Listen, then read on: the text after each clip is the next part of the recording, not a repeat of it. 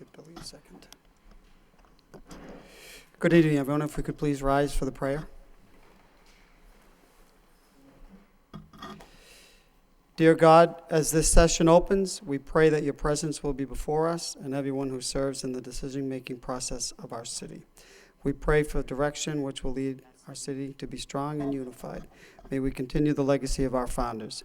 May we be granted this day the wisdom to make decisions which will be for the good of our city. We also pray your special blessing on all those who are working to transform our city and make it a better place to live and work. Amen. Please salute the flag. I pledge allegiance to the flag of the United States of America and to the republic for which it stands, one nation, under God, indivisible, with liberty and justice for all.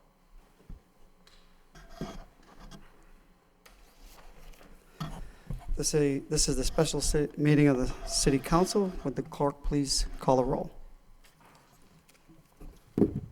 Councilor Samaras? Here. Councilor Belanger? Here. Mayor Elliott? Here. Councilor Kennedy? Here. Councilor Leahy? Here. Councilor Martin? Here. Councilor Mercia? Here. Councilor Milanazzo? Here. Councilor Rourke? Here. 9 present. If I could proceed to read the special meeting notice. Notice is hereby given as required by Rule 6 of the Lowell City Council rules, that the Lowell City Council will hold a special meeting of the Lowell City Council in the council chambers on Wednesday, March 26th at 6 p.m. The purpose of this meeting, of which is to meet as the committee of the whole in order to conduct interviews with 2 of 6 finalists for the position of city manager of Lowell. The first beginning at 6 p.m., followed by the second beginning at or about 7:30 p.m. The public is invited to attend. By order, Rodney M. Elliott, Mayor. Signed, Angela Giccia, Acting City Clerk. Before we proceed, I'd like to recognize Councilor Rita Mercia. Thank you, Mr. Mayor. I'd like to offer a moment of silence in Darken Chamber for Ann Hovey, a lifelong resident of Lowell. She was the beloved wife of William Hovey, who died in 2001. She received her education at Notre Dame Grammar School and graduated from St. Patrick's High School. Ann worked at Price's Bakery on Chelmsford Street for over 40 years. I had the pleasure of working with her as well. In her younger years, she was a talented, proud member of the Highland Players, along with her brother Donald. Together, they won several singing contests and awards. She was a kind, loving person who will always be remembered by her selfless devotion to her family and friends. Anne is survived by 5 children, William, Gail, Dennis, Michael, and Colleen, 9 grandchildren, and the late Andrew Hovey, and 4 great-grandchildren. She was a remarkable lady and will be truly missed. Our sympathy to her family, relatives, and many friends.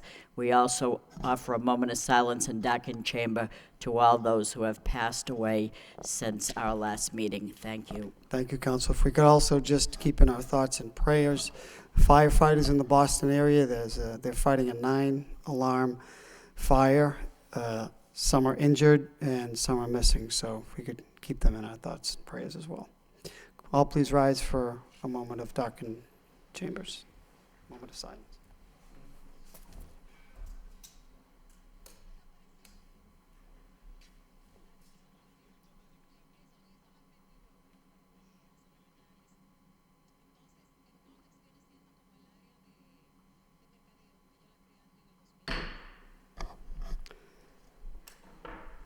May they rest in peace and they be safe.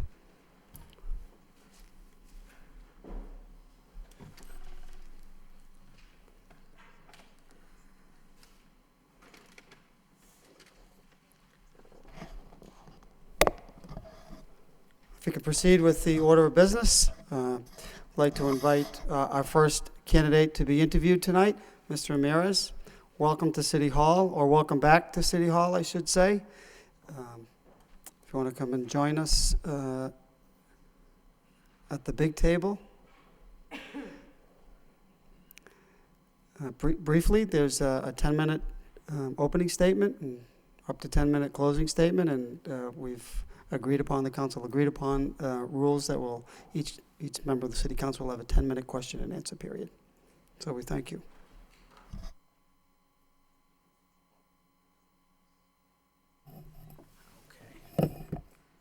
Thank you, Mr. Manager. Good evening, and thank you for having me. It's great to be back. It felt a little bit like I was coming to a city council meeting tonight. I was looking around for a parking spot. I'd also like to say that I was watching the meetings there some time ago, and Council Mercia was talking about the changes in the chamber, and in the last 8 years since I was here, it is much warmer, and I don't mean the heat. The pictures are beautiful, the curtains. Councilor Rourke, I used to sit where you sit, and I could feel the breeze coming right in, so it's nice and warm in here now. In any case, thank you so much for the opportunity to come and speak to you about this position. I've decided to apply for this job for a number of reasons. The first is Lowell is very special to me. It has a special place in my heart and always will be. Over 40 years ago, this city welcomed me, my parents, and brothers and sisters from Columbia. This place is special. It's been my home since then. I attended and graduated from Lowell High School in the University of Massachusetts, Lowell. I was married here. I have raised a family here. I bought a home here. I feel a great sense of gratitude to this city and an indebtedness. And for those reasons and many more, I want to be part of the city's success story going forward. I think the second reason is I believe I'm qualified for the position, and I think I've got the necessary knowledge to lead the city. I had a small business in Lowell. For 7 years, I ran a law office in the city, right in the Boot Cotton Mills. After that, I had the opportunity to join the Patrick administration and serve at the higher echelons of government, and I was honored to do that.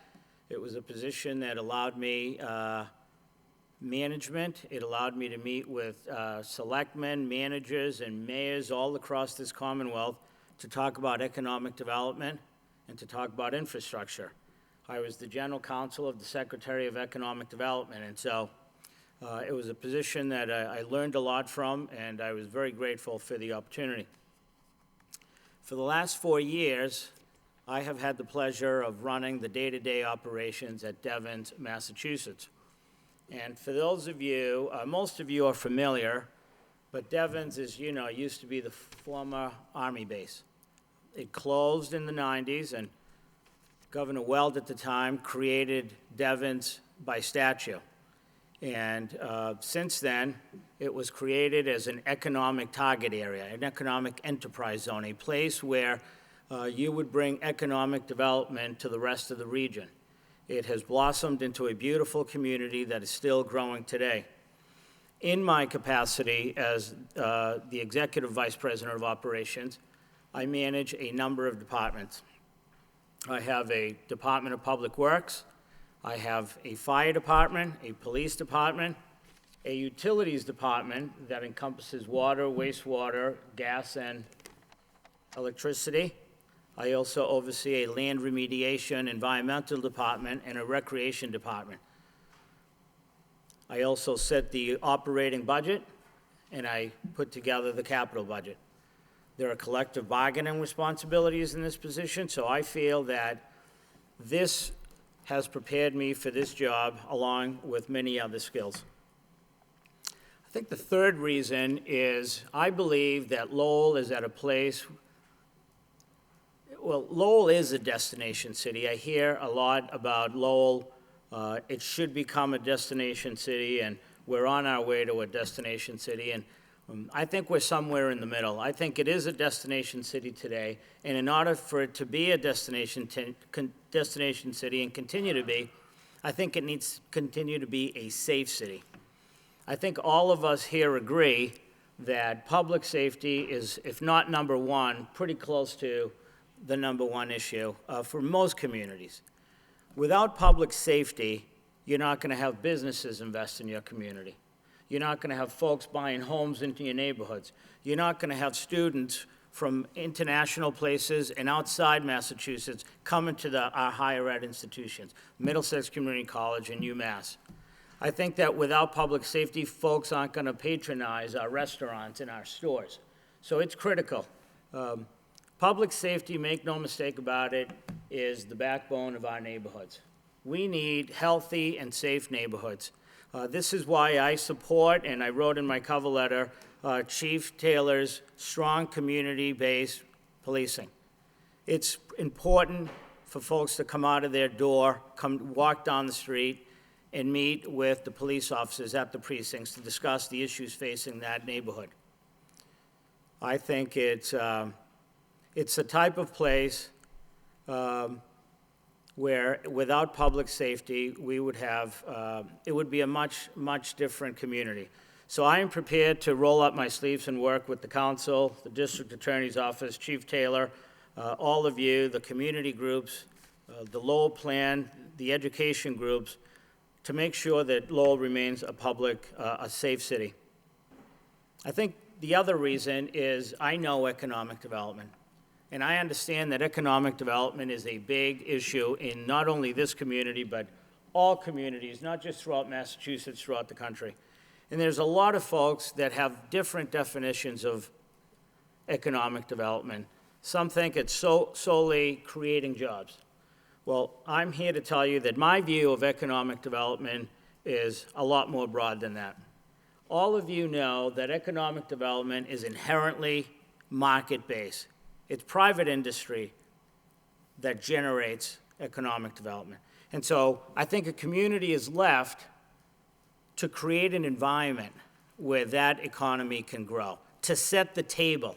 So how does the city set the table? I think it sets a table the way Lowell has set the table in the past and needs to continue to, which is you need a strong DPD director, somebody who is qualified, somebody who's going to come to Lowell, create relationships, immerse themselves in the community, who's got the tools and knows where the tools are at the state and federal level to make Lowell the best place for economic growth.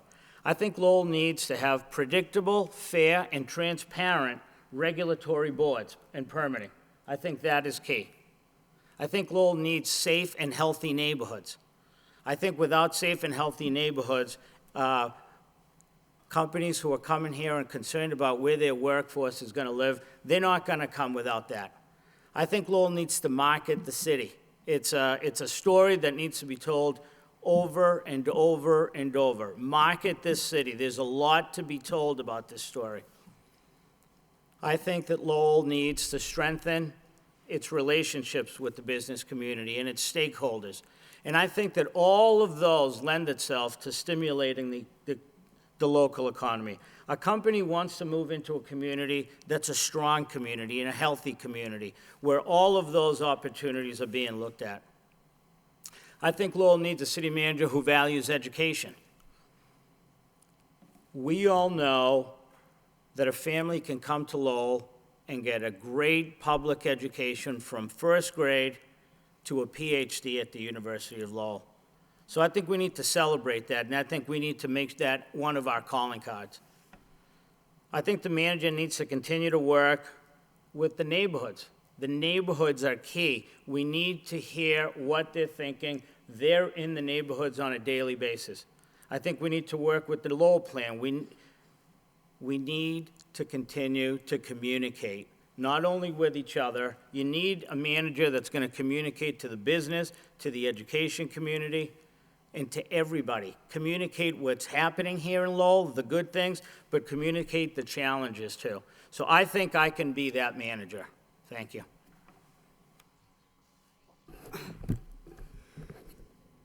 Thank you, Mr. Ramirez. The first councilor tonight who will be asking questions will be Councilor Bill Samaras. Councilor Samaras? Thank you, George, for being here and being an applicant for this position. And actually, your introduction covered some of my questions, but I'm going to ask them anyways because we're prepared for it. Okay, like most municipalities across the country, we are finding it increasingly difficult to maintain services without a tax increase. How would you guide this council and the community in making difficult choices with regard to the budget? Would you look to budget reduction because people don't want their taxes raised? Or would you raise revenue to meet the community needs? So this, besides a basic answer, what would you do, it's how would you communicate this to the community as a whole to make them understand what direction you have to go in? Right. So I want to say off the bat that everything is on the table. Managing a community is not a formula that you use, and there's not an exact science. I will have 9 bosses who all have different opinions on how to get to the right place, all well-intentioned opinions about how to get there. And so I think cost containment is something that needs to be looked at on a daily basis. Let's visit our contracts, let's visit our fees.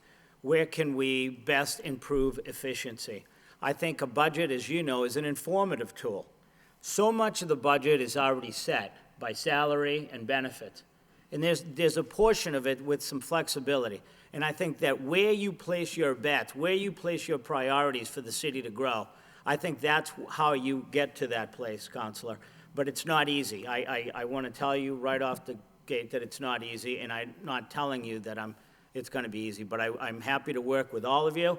I'm happy to work with a very strong staff to put together a budget that I think meets the services of the community the best way it can. So I think finding the right balance is not easy, but that's where we need to go. Okay, thank you. All right, we do have a good city.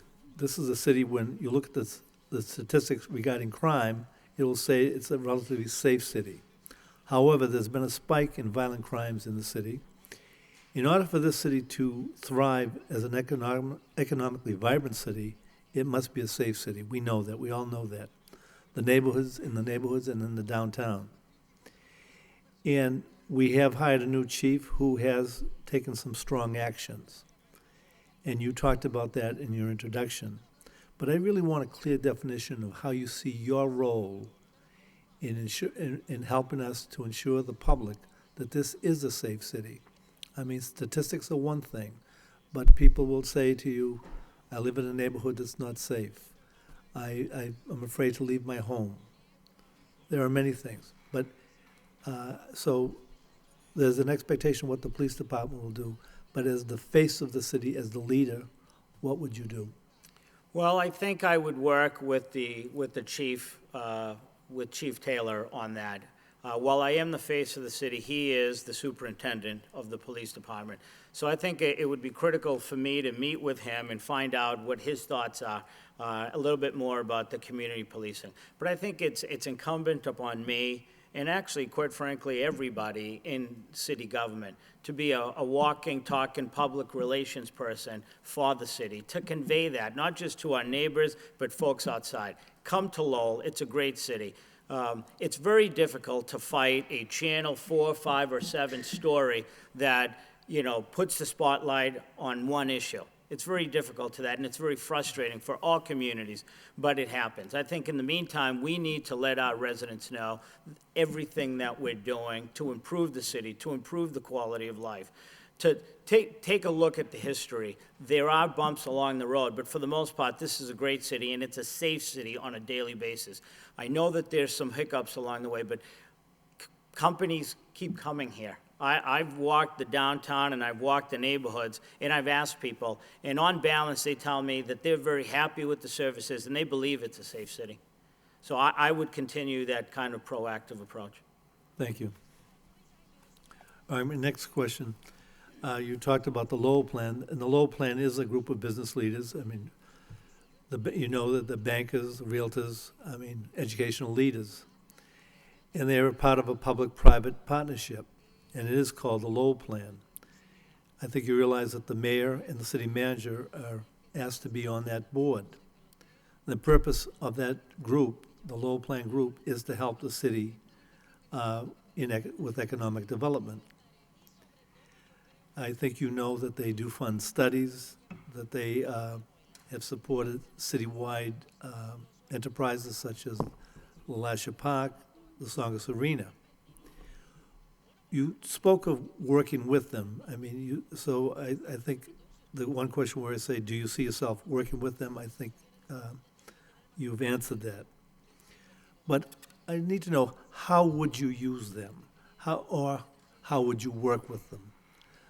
What do you see you as the face of the city and also the communicator to the city council? How would you bring the projects together that you've decided to work with the Lowell plan to a point where the public can understand what's going on and it becomes a true working partnership? Well, number one, as a member of the Lowell Plan ex officio, I would make sure that I participated in all its meetings. And what I mean by that is not just attend them, literally engage in the meetings. I would make sure that I understood the projects that they were considering to support and the studies that they were looking to support. And I would add my 2 cents in. And while I think that the business community should be at the table, I am there as a representative of you and the community. And so I will be there to make sure that I give my opinion as to what is in the best interests of the city.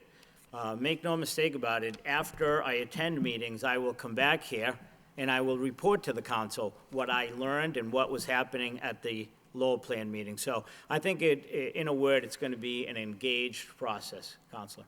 Good, thank you. Mr. Manager, how much time? Mr. Manager? 3 minutes, okay, thank you.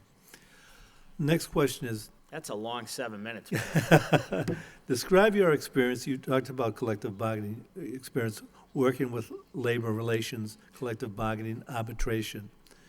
What strategy have you found to be effective or ineffective working with during a collective bargaining situation? And can you identify any type of success that you've had that would demonstrate to us your understanding of this? Right, so my experience with collective bargaining has essentially been limited to working with the fire union at Devon's. We've gone through a number of contract negotiations over the years, and we actually have one coming up. You know, I go into a collective bargaining with an open mind. I go in there with my CFO, with my lawyer, and with my HR person. And I do that just for best practices. I want to make sure that the people that are at the table when questions come up. My strategy is essentially to be inherently fair, but to also keep an eye on the bottom line. I was reading in the newspaper and in different accounts about the fact that we have some police officers that need to be hired, for instance. And Manager Lynch outlined that it's just not the salary that you have to worry about. You have to worry about the pension down the road and the benefits post-employment. And so while you might be looking at a $400,000 or $500,000 raise in total, you're looking at those other benefits also costing more down the road. So I look to be fair. I look to negotiate for the long haul, not the short run, because I think that the easiest thing to do is to find a 2 or a 3 or a 1% in your budget. But you got to know what that means down the road. So I come in with an open mind, but obviously with an eye towards the future and the longevity of the city. Yep. Thank you. Time? 30. Thank you, George. Thank you very much. You're welcome, Councilor.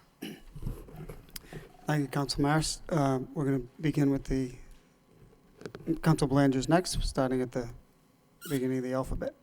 Council Belanger. Thank you, Mr. Mayor.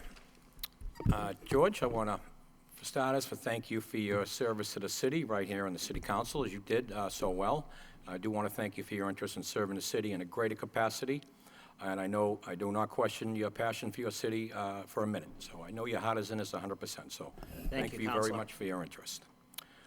But George, to start, you know, as you know, you're well aware of the tax rate here in the city. Residentially, I feel is a pretty good value considering the services we provide. But on the flip side, commercially, we are among the highest in the Commonwealth. Or it's nearly double the residential tax rate. What are your thoughts on that tax ratio? Do you feel it's creates a good fertile breeding ground to create business and economic development? How do you feel about that if you are appointed a city manager? Right, so, I mean, candidly, you've got to realize that you're arguably the fourth or fifth largest, most expensive commercial tax rate in the Commonwealth. You're behind Springfield, Lawrence, Brockton, and then I think that's where we are. So it's not the best tax rate, but that's the tax rate we have, and that's the reality of it. I think when companies look to invest in our community, they look at that.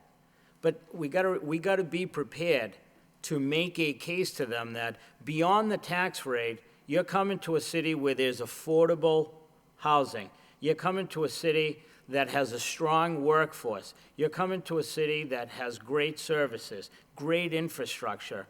You're coming to a city with an education environment that is second to none in the Commonwealth. So I think my view is that it is a tough tax rate. I don't think anybody can argue that. The facts reveal that. But I think that the idea is to make the best case that we need to balance it out, that while that is high, here are a bunch of other services that we offer that are very competitive anywhere in the state and that you can benefit and your workforce can benefit. Okay, thank you. Now, in growing the city and business development, how would you incorporate, the growth of UMass Lowell that's going on there and Middlesex Community College? How would you incorporate higher education institutions to incorporate that with economic development? Yeah, so again, I go back to setting the table.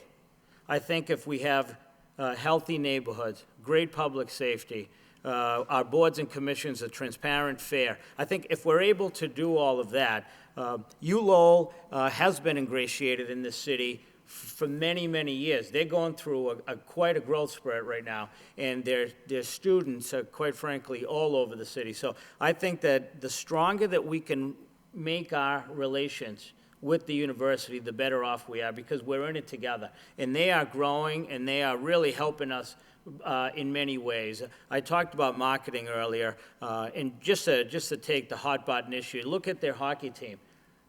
They are being read about throughout this country, and it's the UMass Lowell team. So I think that we work with them, and we make sure that we have a great working relationship. But they are here, and they are growing, and I think that we have a great partnership with them that we want to strengthen. Thank you. Okay.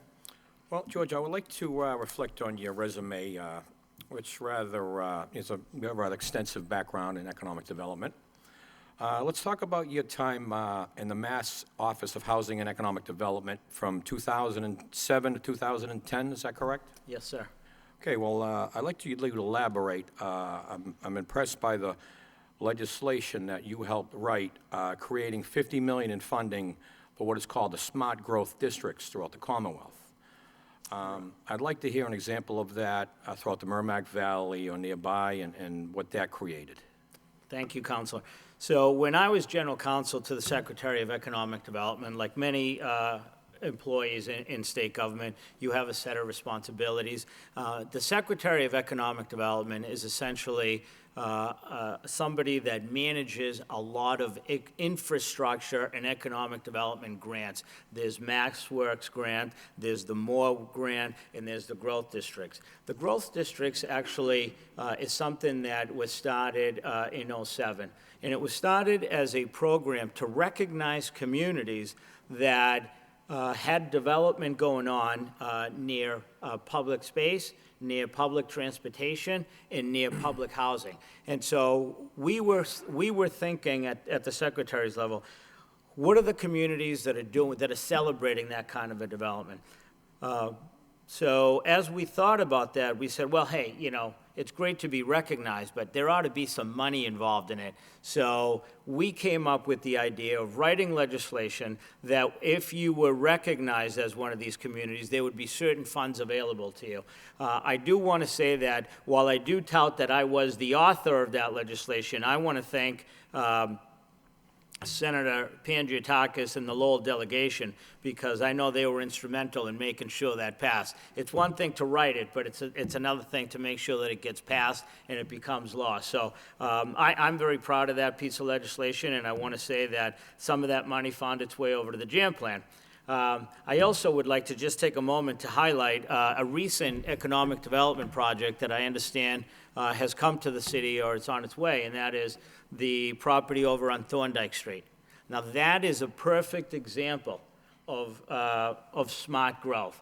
It's right there on the commuter rail. It's right within open space, and there's public housing all around it. That's somewhere where we can sink our teeth and really make that program work with that project. But that's the extent of that piece of legislation. A number of other things that I did while I was there was, I said in my intro that I had an opportunity to meet with mayors and managers. All of these programs are done through an application process, so a community would apply for these programs.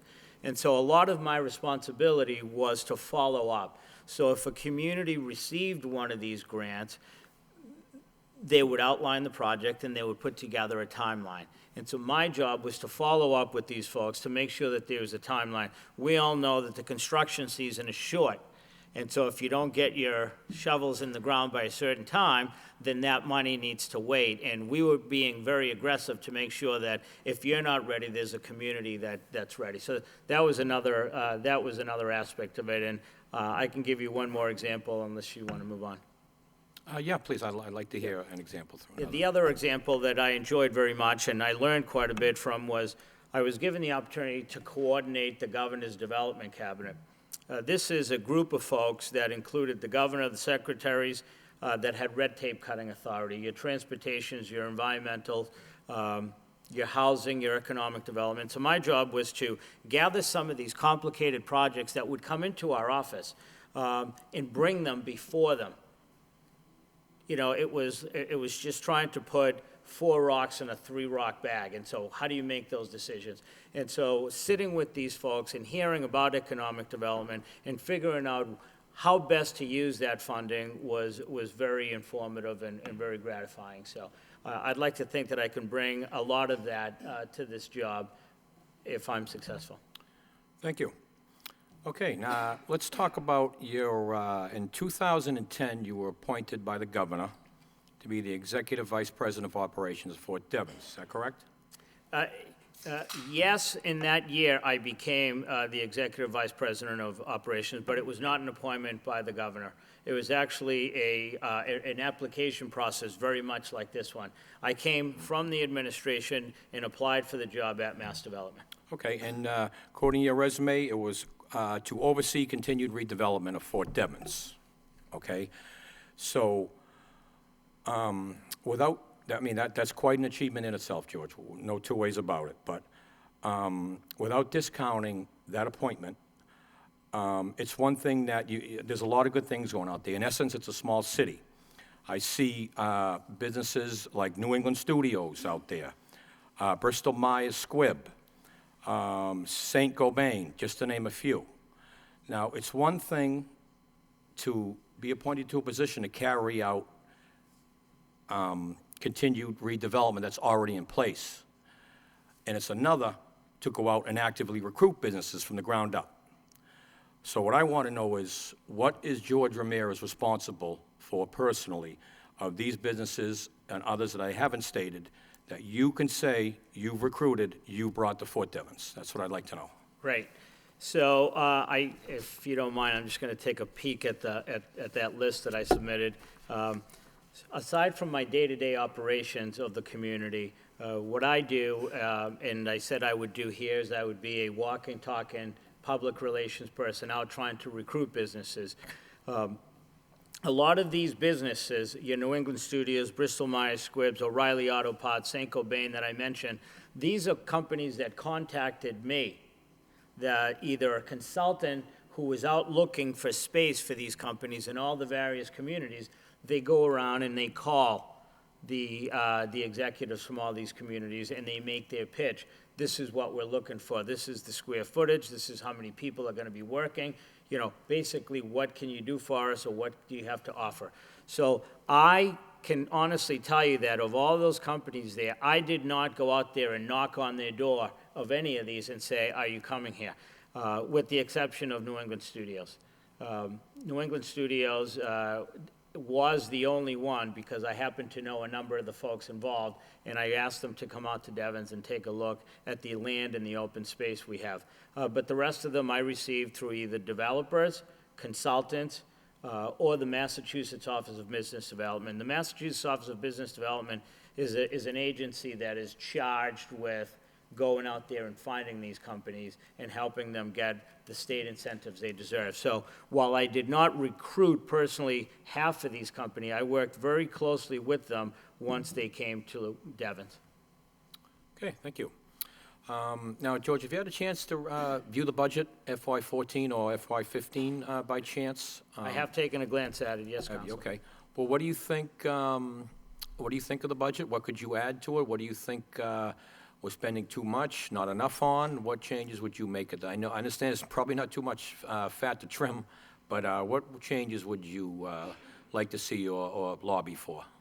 Well, I'll tell you, I did get a chance to take a look at the budget, and it looks like a pretty level funded budget.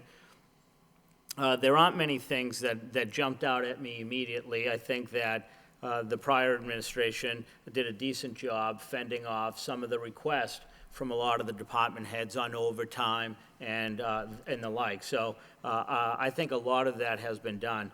What I'd like to do is be able to sit down with the CFO and really immerse myself in the document to find out, look, I've been a department head. I'm not suggesting everybody pads their budget, but everybody prepares their budget with some flexibility in it. And so the trick is, where do you find that flexibility? I think that aside from the budget, in management, you also want your managers to constantly be, just vigilant about efficiency, cost containment, where there's overlap in departments, to take a look at that and say, how can we do this better? Can we join these departments and save some back office administrative services? So nothing really jumped out at me. It's a very large budget, but I thought it was well prepared, and it looks like a level funded budget.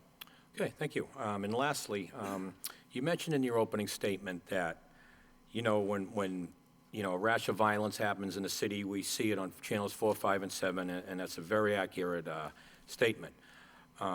It's unfortunate because in the city there's so many positive things going on. We have the Lowell Folk Festival. We just had a very, very successful Winterfest. UMass Lowell hockey team, as you mentioned, and that doesn't make channel 4, 5, and 7.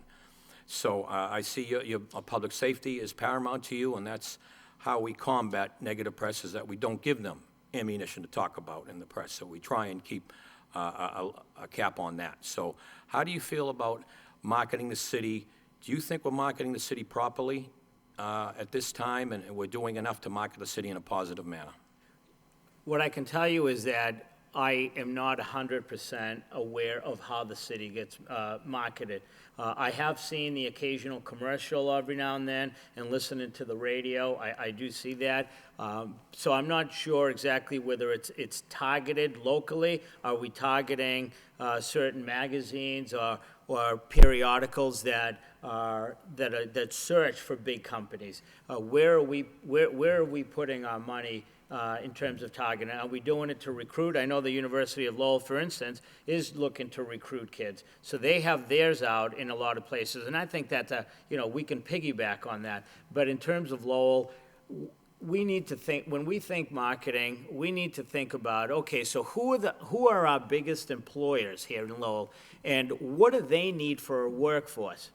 And where can we go and market the city so that workforce can say, you know what, that's a great city, it's an affordable city, it's a walkable city, boy, I'd like to work there. That's the approach I would take to marketing, to have conversations with our business folks, with our education folks, and here in the city and say, what are our needs, and let's go out and get them. Okay, thank you very much. Mr. Manager, I have no further questions. Thank you, Counselor.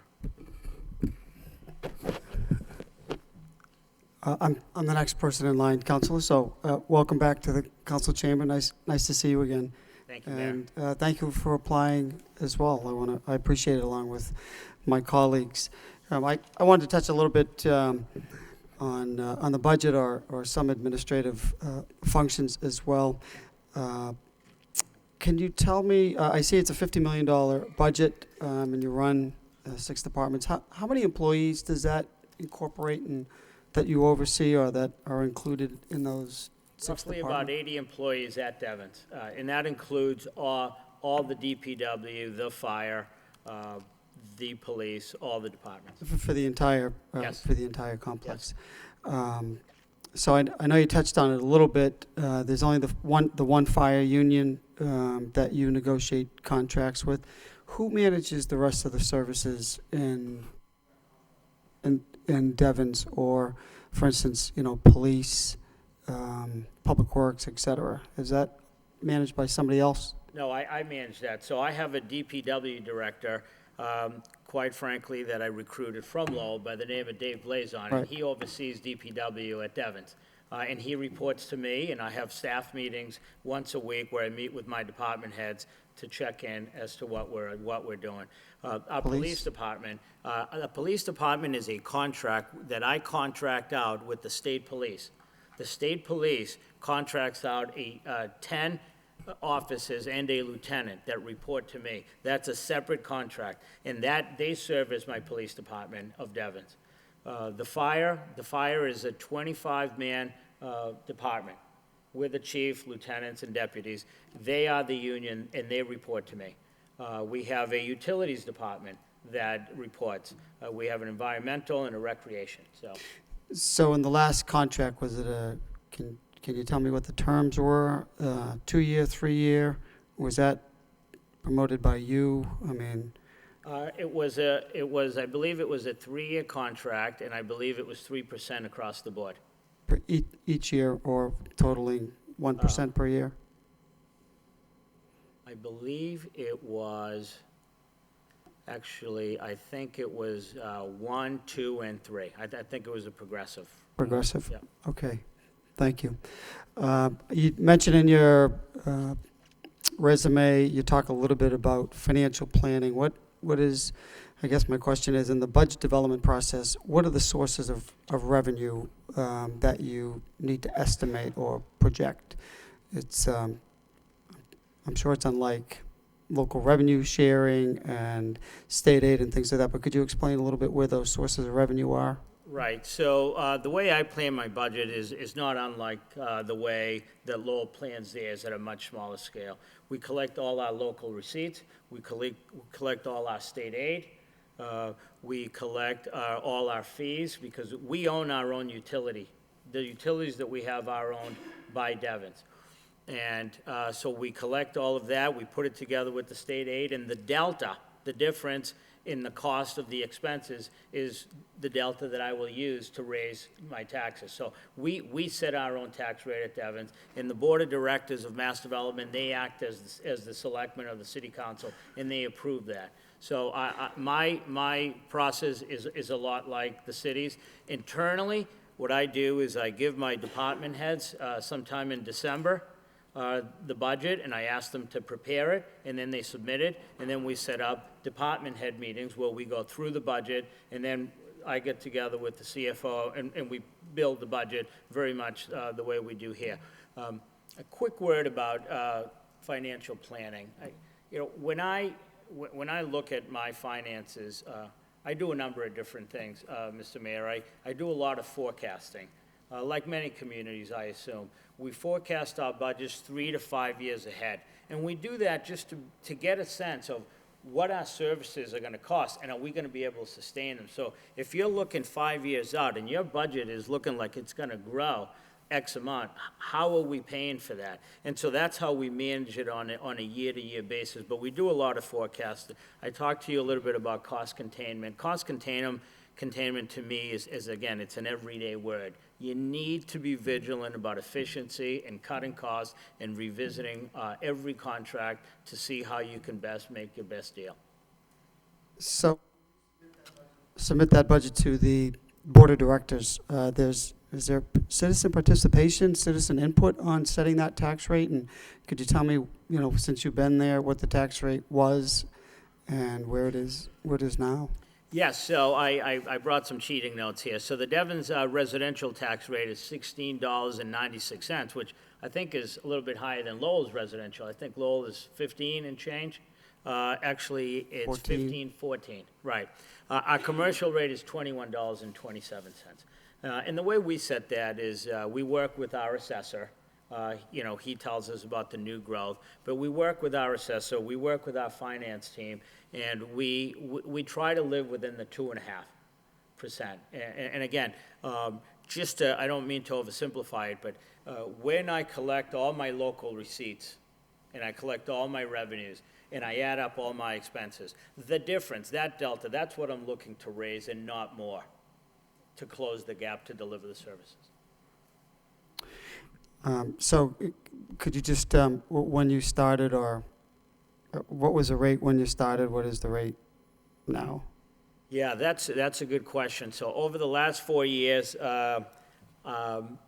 maybe there's been a $6 increase on the commercial, because I believe it was closer to 15 or 16 on the commercial. On the real estate, actually, it hasn't gone up that high, more like maybe $3.50 over the last number of years.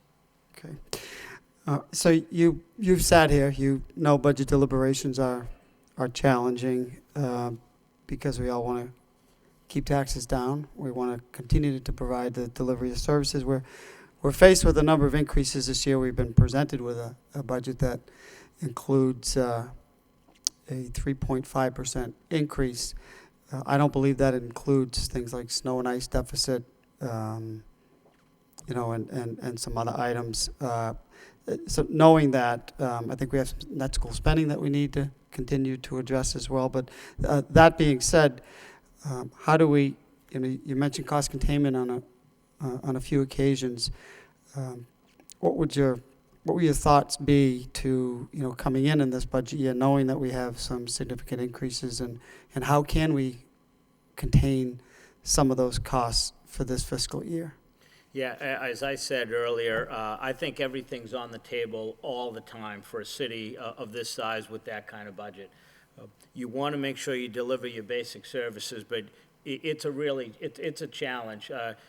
The city has gone without some tax increases over the last number of years, and I don't want to second guess that.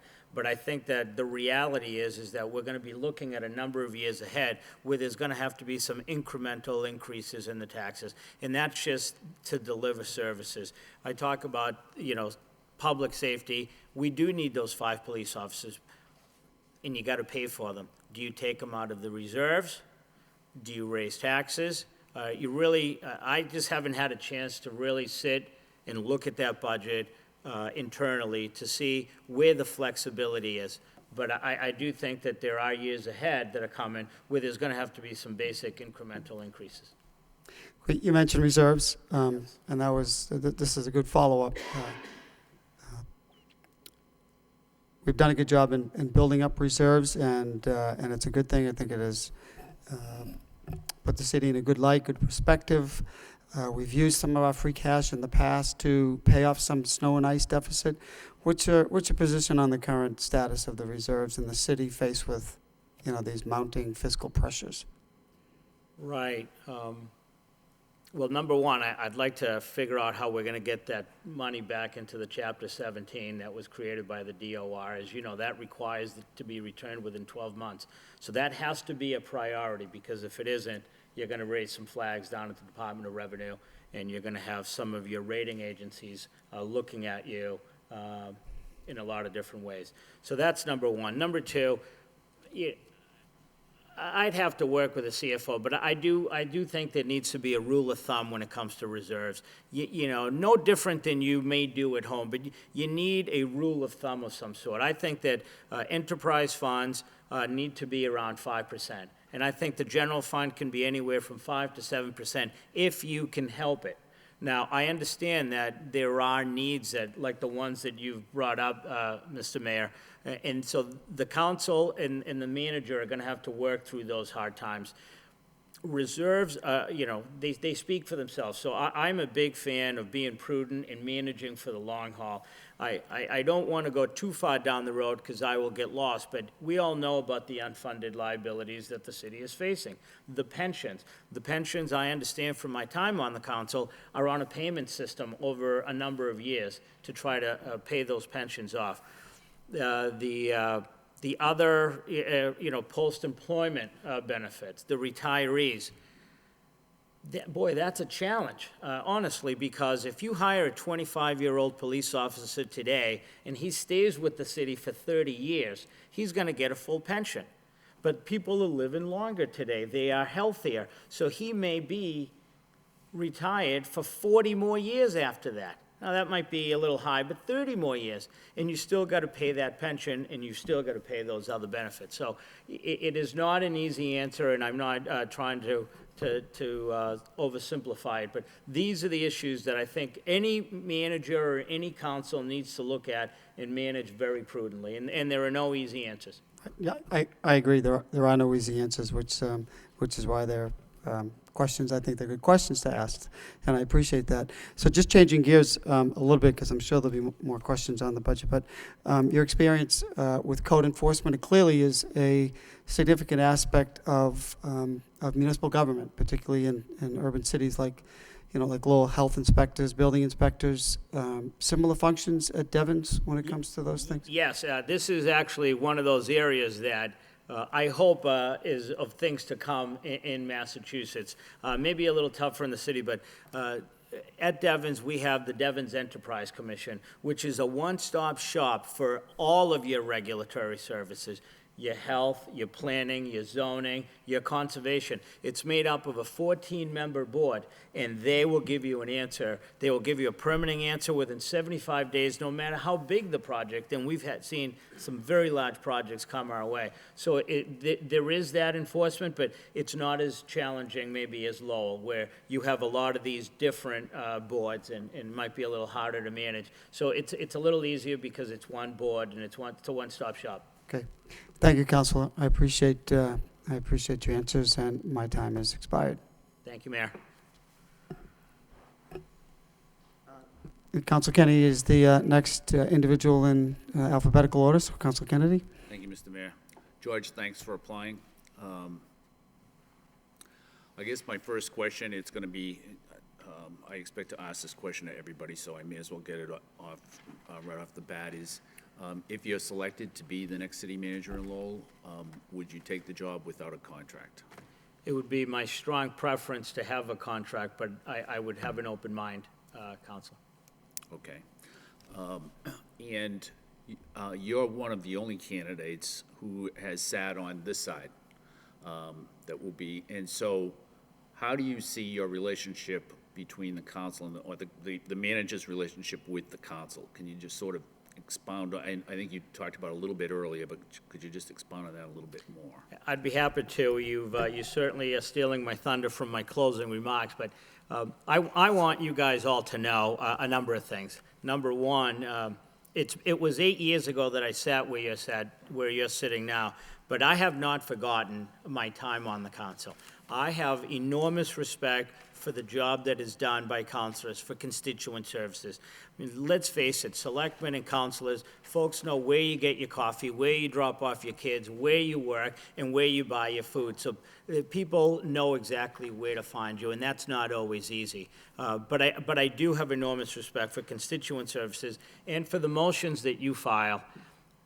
The motions that you file are either a reflection of your good ideas or criticism of the management of the city or the good ideas of your constituents. And I can tell you, having sat there, that I am going to be as responsive as I can to motions and to the constituent services and to the needs of the council.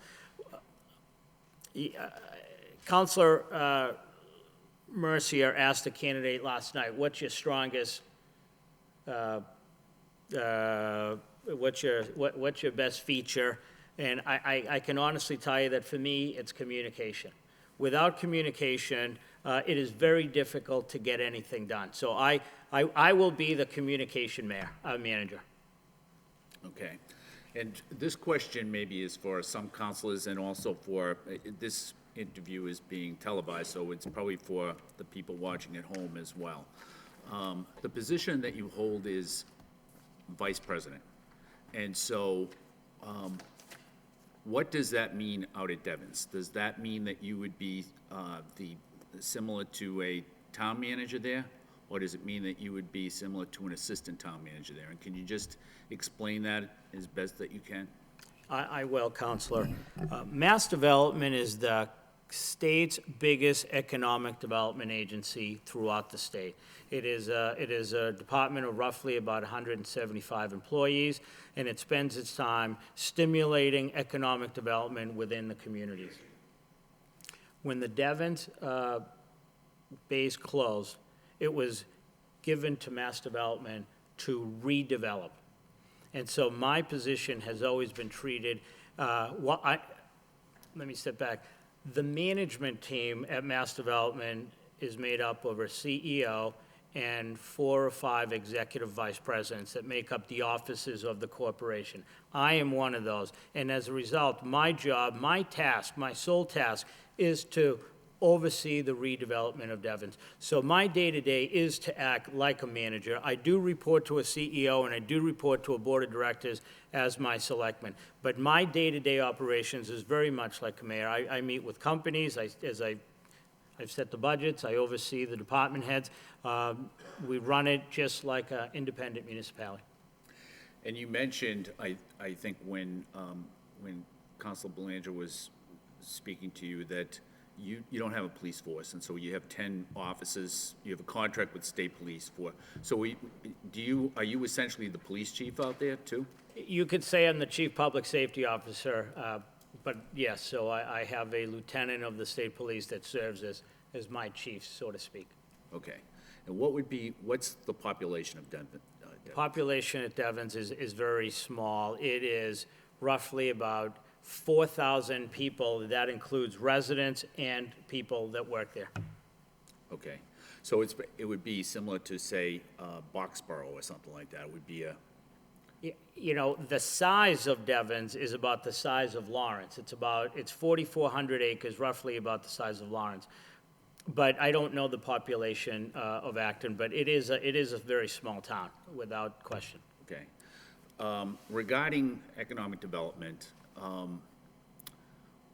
last night, the person that was being interviewed mentioned one thing that I thought was very interesting. I think Council Belanger did as well, and that was that what he did with his Division of Planning and Development was to almost separate it into, so that there was a, part of it was just focused on marketing and nothing else.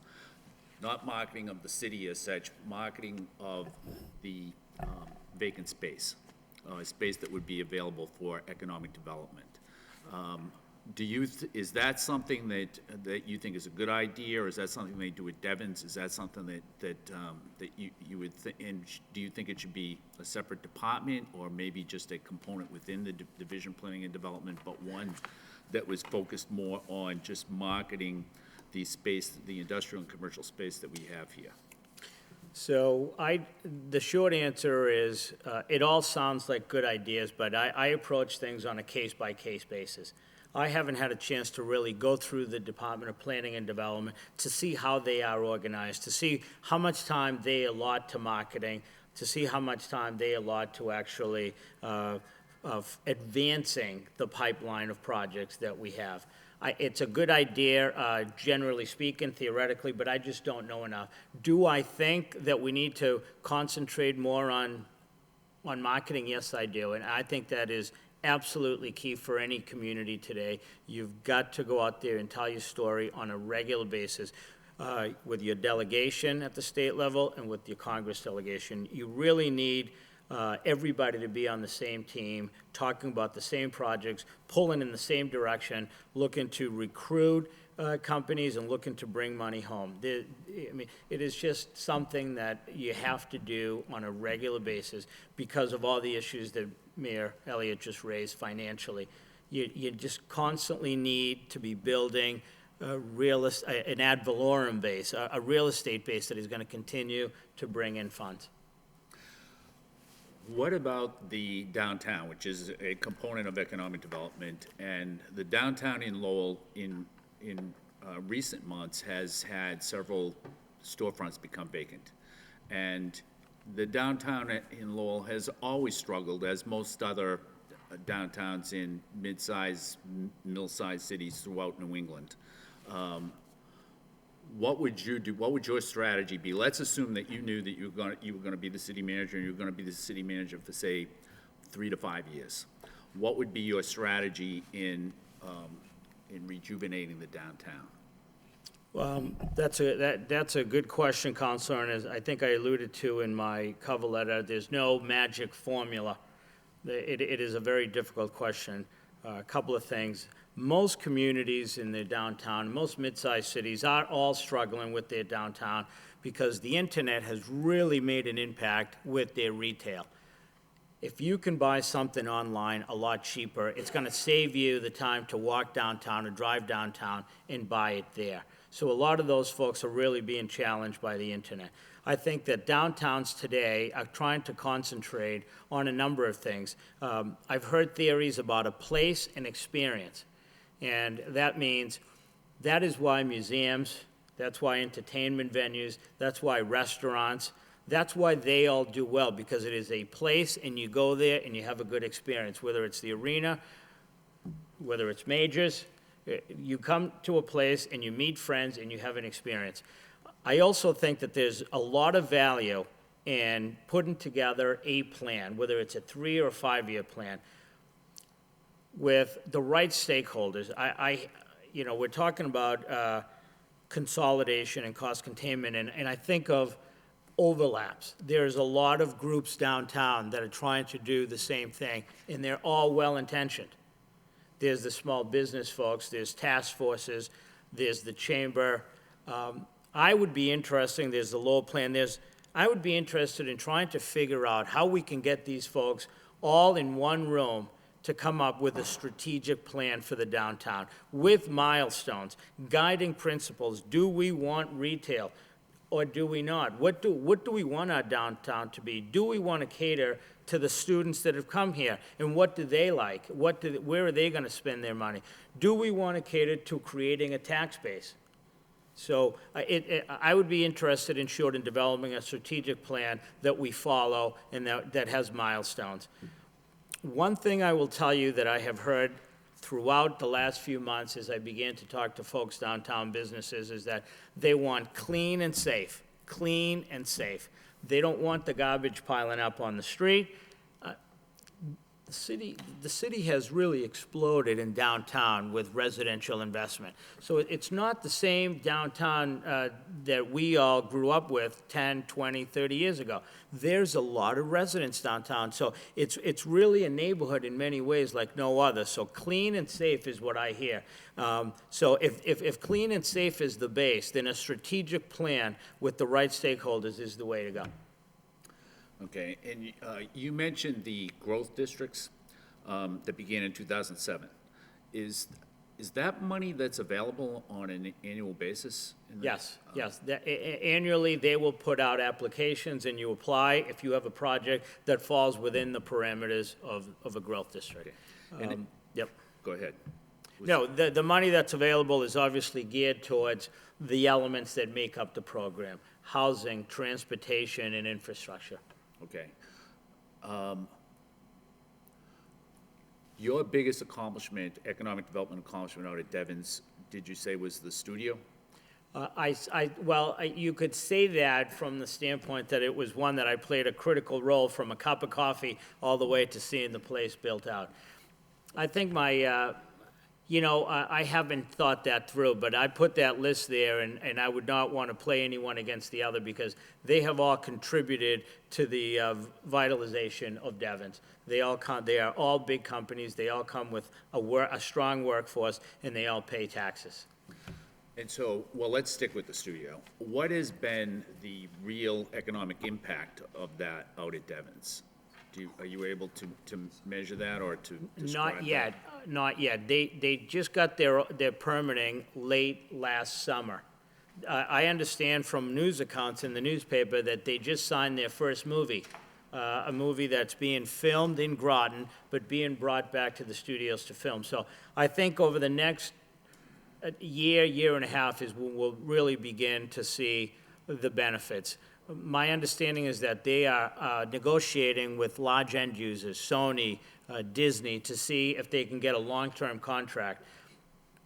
If they do, Counselor, the thinking is that there's going to be so many people that are going to use the studios that there'll be a domino effect of needs. We haven't seen that. The only company that we have seen that has spurred up as a result of the studio is a catering company that has signed a contract to cater all their needs. Okay, all right, thank you. You're welcome. Thank you, Council. Next, member of the council to ask questions will be Council Leahy. Council Leahy? Thank you.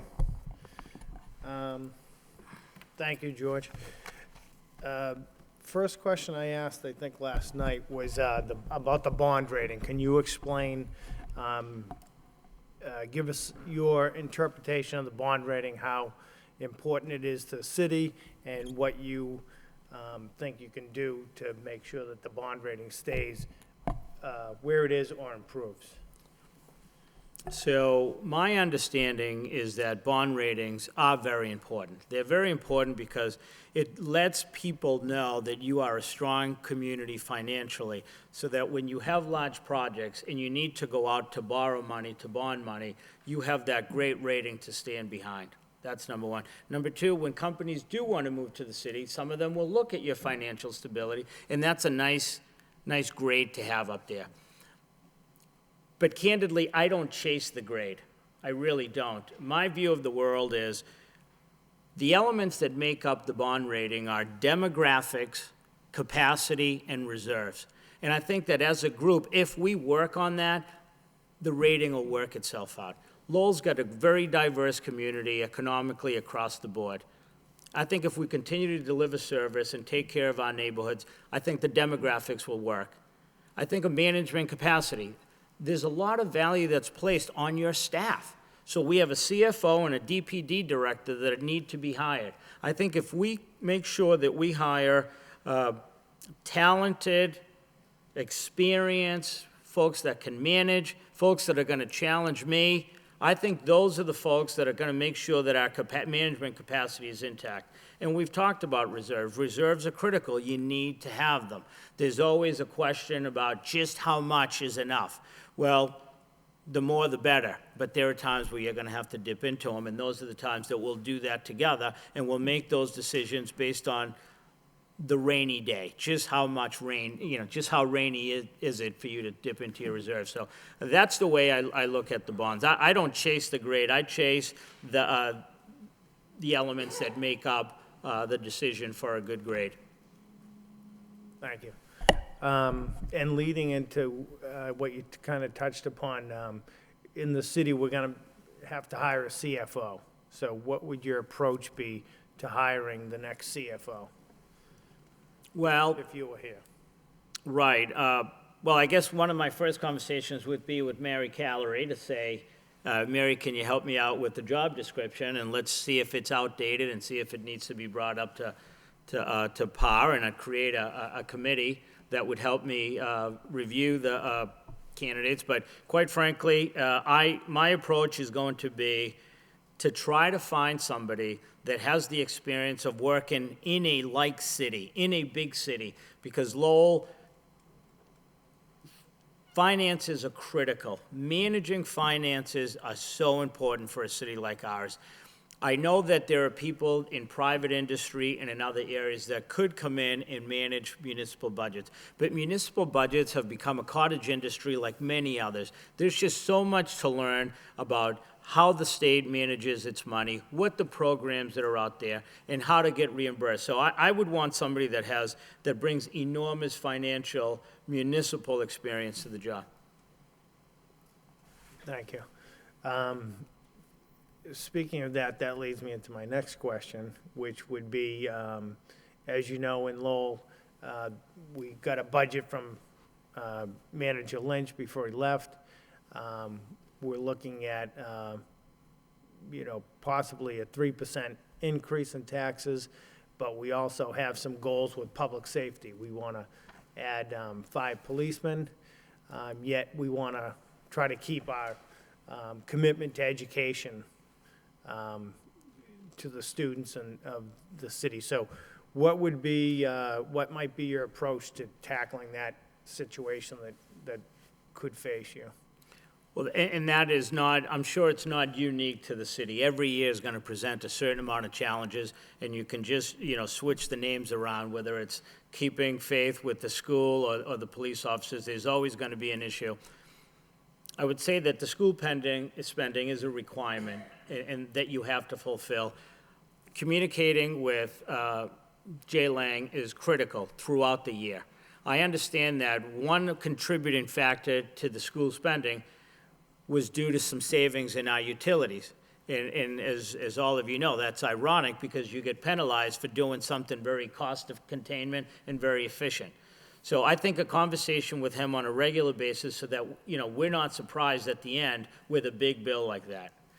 The police officers, I understand that there's some money that's going to be saved through the Group Insurance Commission that is coming towards the city that can be placed towards that. But again, I do value public safety, and I will push for it. But it needs to be a conversation between the manager and the council. I can propose, but you folks have to vote for it.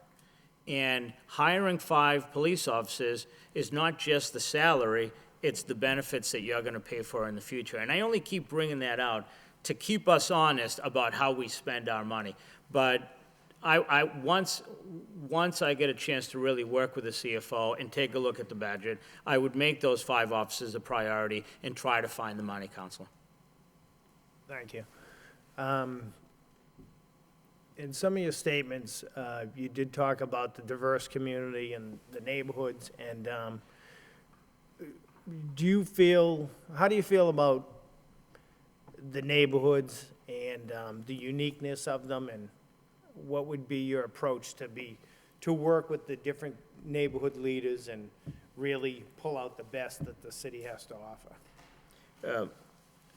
At one level, not very different than the way I approached them when I was on the council. When I was on the council, candidly, I would attend the meetings. It's one thing to read the neighborhood reports on Wednesday when the newspaper published them. It's another to actually be there and be engaged in the conversation, to hear what their priorities are and to hear what it is that they want to accomplish. So my approach would not be unlike any of the approach that all of you take, which is engage in those neighborhoods, every single one of them. Talk to the community leaders, find out what their needs are, find out if you can fulfill those needs, and work with them to have a clean and healthy neighborhood. Do I have time for my last question? Okay. And I asked this question last night, too. If you were selected as the next city manager, could you describe what your first day, what your first week on the job, and just kind of give us an overview of how you would step into a position like that? Well, I think the first day, and I've heard people say to me, your first day will be your best day. So I'm looking forward to really enjoying that day and meeting with the department heads and getting to know my way around. But let's face it, the next city manager, that first week, I'm not sure there's much of a honeymoon. We've just been discussing a significant budget without a CFO. So really, it's time to just roll up your sleeves and get going. And then you've got to hire a CFO and a DPD director while making sure that you keep faith with the motions that are filed with the council. So I know it doesn't sound very sexy, Counselor, but it's really, day one is one day to enjoy. Day 2, 3, 4, and further than that, it's time to really roll up your sleeves and just get going. Okay. Thank you. Thank you, Council. Next Council, Council Martin. Thank you. George, welcome back. I hope you don't mind we call you George. We know your last name, but You can call me Mr. Manager. Force of habit from last night. We had someone with a long last name, so we kind of all addressed him by his first name. But welcome back to the chamber, and good to see you here. Thank you. It's good to be here. One thing I see on your resume, is some, I don't know if it's consolidation is the right word, but certainly there was some effort made at emergency 911 among the different communities surrounding Devens. Is that something that you had a key role in, as you see an opportunity for similar, getting toward regionalization?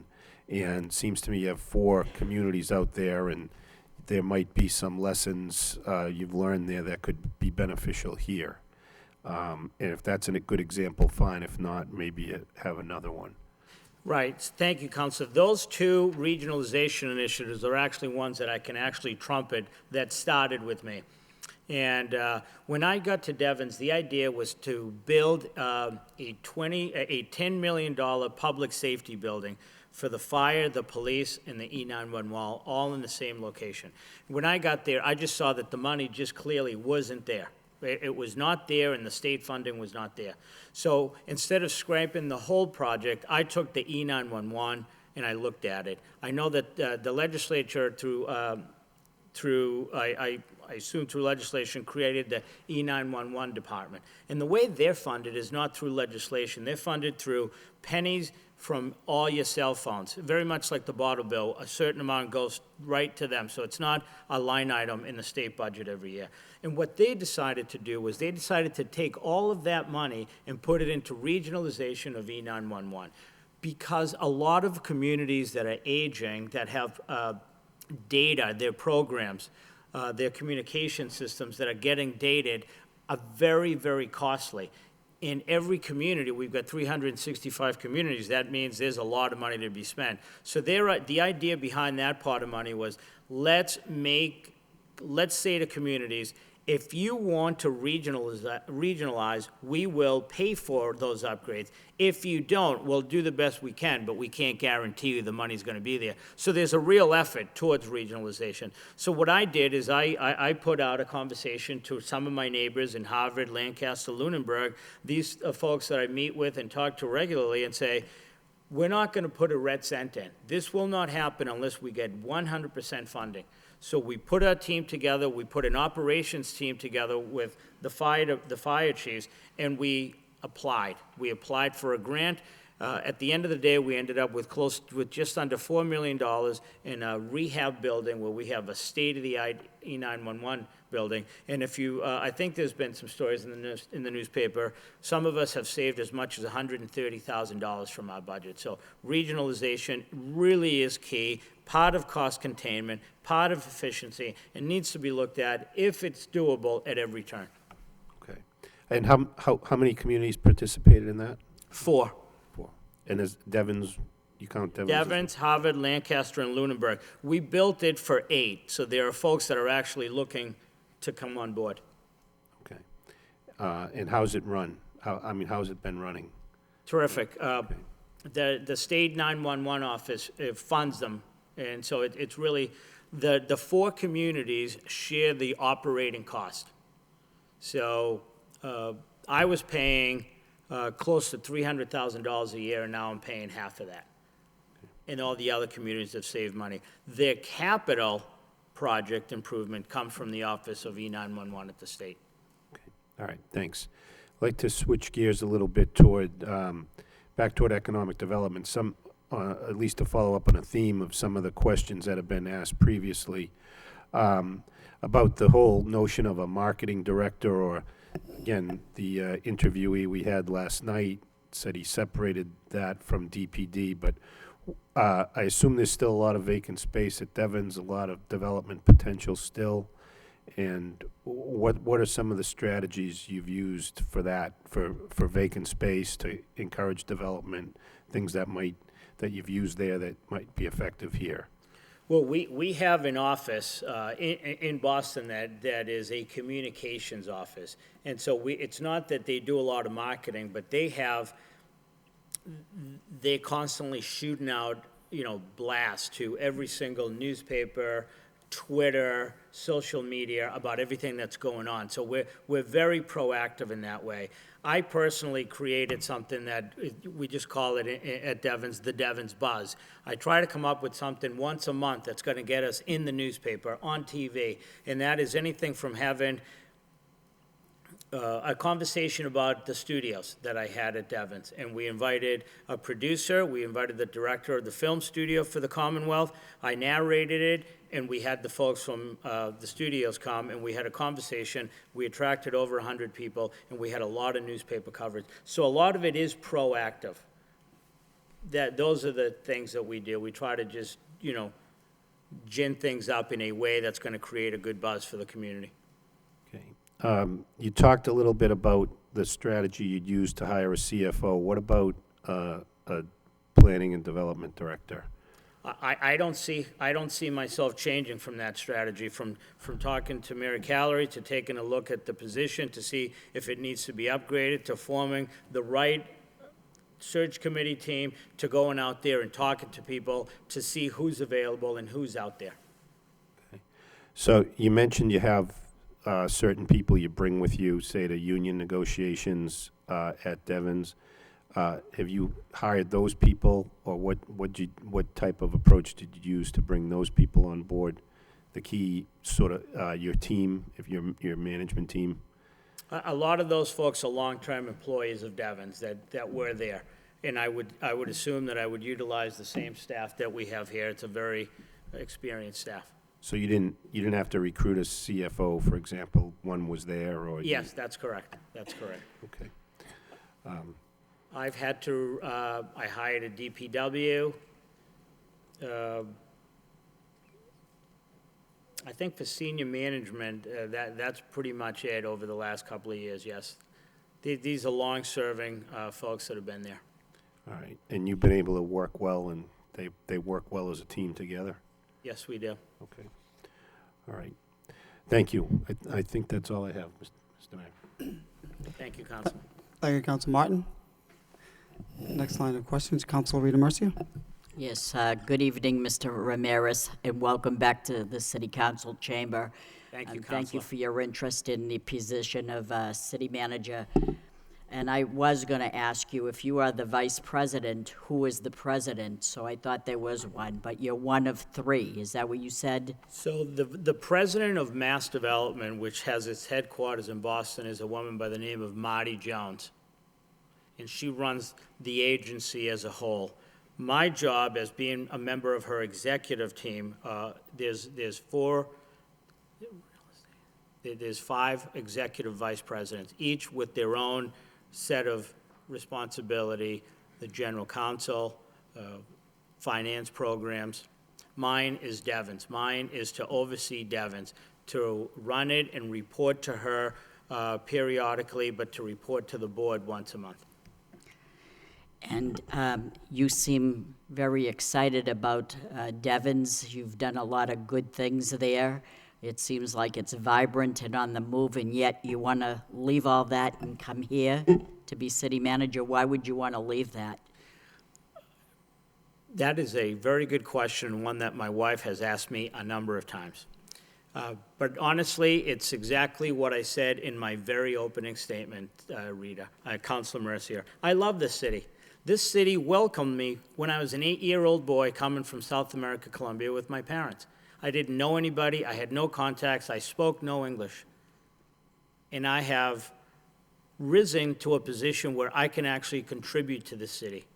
I have sat on the Conservation Commission 25 years ago. I've sat on the City Manager's Task Force for the shelter many years ago. I've run for office. I want to be part of this city's success, and that's why I'm pursuing this job. It isn't because I'm not happy with my other one, but this job is a job that doesn't come around very often. And so I said to myself, if not now, when, and why not me? And this is why I'm here in front of you. And if you come here as the city and become chosen as a city manager, with your ties into Devon's, will you take any of those employees and hire them in the city? I don't, I guess it would depend. My view is that I'm going to come to Lowell, and I'm going to take a look at the staff, and I'm going to work with the existing staff. As positions become available, I'm not going to go out there and recruit. I will talk to people, but, you know, I've got to abide by the process, just like just like here tonight and everything else. Would I encourage people to apply if I thought they were going to be an addition to the team? Absolutely, but I would work with the search committee, and I would make sure that there was a sound process in place. Did you mention the name Dave Blazon? I did. Did he work for the city of Lowell? He did work for the city of Lowell. Did you hire him in Devon's? I did, but I did not say, hey, Dave, come on, I'm going to give you a job. I ran into him, and he was aware that the position, he's the DPW's, I think he may have been a deputy, I forget exactly his title, but he saw the position, we're neighbors, and he said to me, I'm going to be applying for that, and I said, I would encourage you to. So that is what I'm talking about. If there are- You know a lot about the finances, Mr. Ramirez, and I'm very happy to hear that you do know, because the previous manager had a very strong suit in the finances in the city. Did you consult with him to get any of that information that you're using in your presentation and your answers? I had a conversation with the prior manager maybe a month ago, and I did ask him, you know, what are the strengths, what are the weaknesses, what's it look like going forward? And he did advise me, but candidly, a lot of that I've read in the Lowell Sun or I went online, so that's how I came aware I of a lot. admire your honesty, because you are very honest. Now, how can your efforts add to the challenges of racial and ethnic diversity in the city? I'm very proud of the fact that you're Colombian. I really admire all the ethnic groups.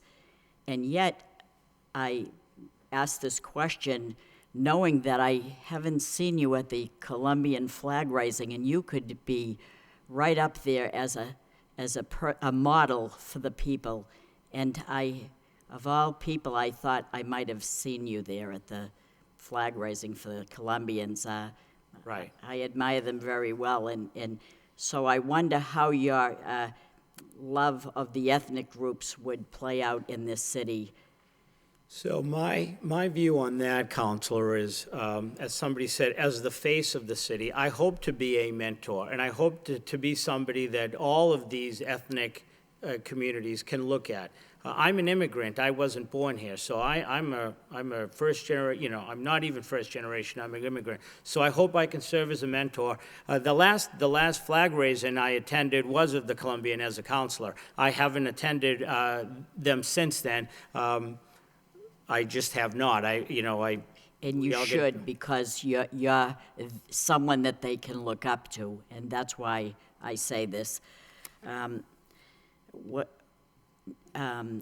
is your rapport with the State House delegation? I believe that you did have a good rapport in Devon's when you tried to gain some funding. Yes, I have a good working rapport with the delegation, and I look forward to strengthening that, to be honest with you. I think that there's always more that you can do when building relationships. I know all of them, and I look forward to working very well with them. Let's say that you are the city manager and an upsurge in crime takes place whereby we have some increase in gang violence and shootings as we have in the past. It kind of lulls for quite some time and then it sparks up again. As a city manager, what would you do? Well, I guess I don't know that I am considered a first responder to something of that nature, but I can tell you that I will be on the phone with the proper department heads, the police chief, and he will advise me as to what's going on. But I want to support him. I plan on ingratiating myself in every facet of the job. Let me be clear, I'm going to live the job. I'm an empty nester, and I have all the time and energy on my hands to do that. I'm not sure I'm going to be chasing accidents, but I will ingratiate myself in every part of the process, and I will be in every single neighborhood and working with them to improve public safety. Well, most of my questions were answered. I know I don't have to ask you, are you going to move into the city? And I don't have to ask you what your best skill would be. You said communication. I appreciate that very much. Thank you for your time. Thank you, Counselor. Thank you, Council. Council Milanazzo. Thank you, Mayor. Good evening, George. Welcome. Counselor, thank you. First of all, I want to say that your interview thus far has been very informative. Thank you. You came very well prepared. My question, to pick up on some of what my other colleagues talked about from the standpoint of economic development, and you look at the downtown area and the issue with the empty storefronts, the issue with some of the planning that's gone on, and the fact that we have lost, as we all know, we've lost our director of planning and development. We just lost our economic development director to the city of Lawrence, I understand. And we also lost one of our chief planners. So that department, once we get a director in place, really kind of needs to rebuild, and we need to make sure that some of the plans that have been done over the years don't sit on the shelf. Are you familiar with the Jeff Speck plan that was done a couple of years ago? It's really the downtown evolution plan, as we call it. Familiar is the right word. Okay, and we have a number of development sites that around the Songus Center. We're talking about implementing new traffic improvements in the downtown, where some of the one-way streets will go away and become two-way streets the way they were years ago. What's your position on looking to see that those efforts are carried forward? Clearly, I don't want to walk in on day one and put a stop to something that's been worked on and that is in progress. If I look at it and I don't think it's working, and I would get that opinion by talking to the businesses, by walking downtown, and by observing it, then I would come to the council and I would have a conversation with you about why I think we should stop those efforts. The first thing that comes to mind when I think of Merrimack Street and Market Street going two ways is, have we looked at the possibility of angling the cars in as opposed to having them just pull up straight on the parking? Maybe that could be more revenue generating. Maybe it could create more space. So I guess I would keep my powder dry and see how the program works before I reacted to it. Okay. As you know, UMass Lowell has gone through unprecedented expansion over the last 3 or 4 years. Would you have sold the arena to the university for $1 like the previous administration did? I mean, obviously it was, I'm being facetious, because it was really the right thing to do. If you look at the Songus Center now and all the work that the chancellor has done, and making sure that that center has been really kind of the cornerstone of what's now happening with the university is key. So, but picking up on that point, on the partnership between the city, the university, and Middlesex Community College, is that something that your administration would continue to support? Absolutely, Counselor. I have memories of executive sessions where we were going very heated conversations about the cost of the arena. So I think it was the right thing to do. And what a lot of folks don't know is that the university was able to put millions of dollars into the infrastructure. So I think it was the right thing to do. And yes, absolutely. One thing that you can look at on my resume is I was the chairman of the City University Partnership when I served here, and I love that position very much. I had an opportunity to meet with the former Chancellor Hogan and his staff on economic viability of the city, so I would continue that very much. Okay, thank you. Looking at public services, we just signed a new contract with the Waste Management Company, and we really do need to continue to expand our recycling abilities, our capabilities here in the city. And I see from your information that you actually looked at it from a regional approach at Devon's, dealing with recycling. We actually are one of the charter members of a new group called Middlesex 3 Coalition, from Lowell down to Burlington and Bedford, Chelmsford and Concord and so forth.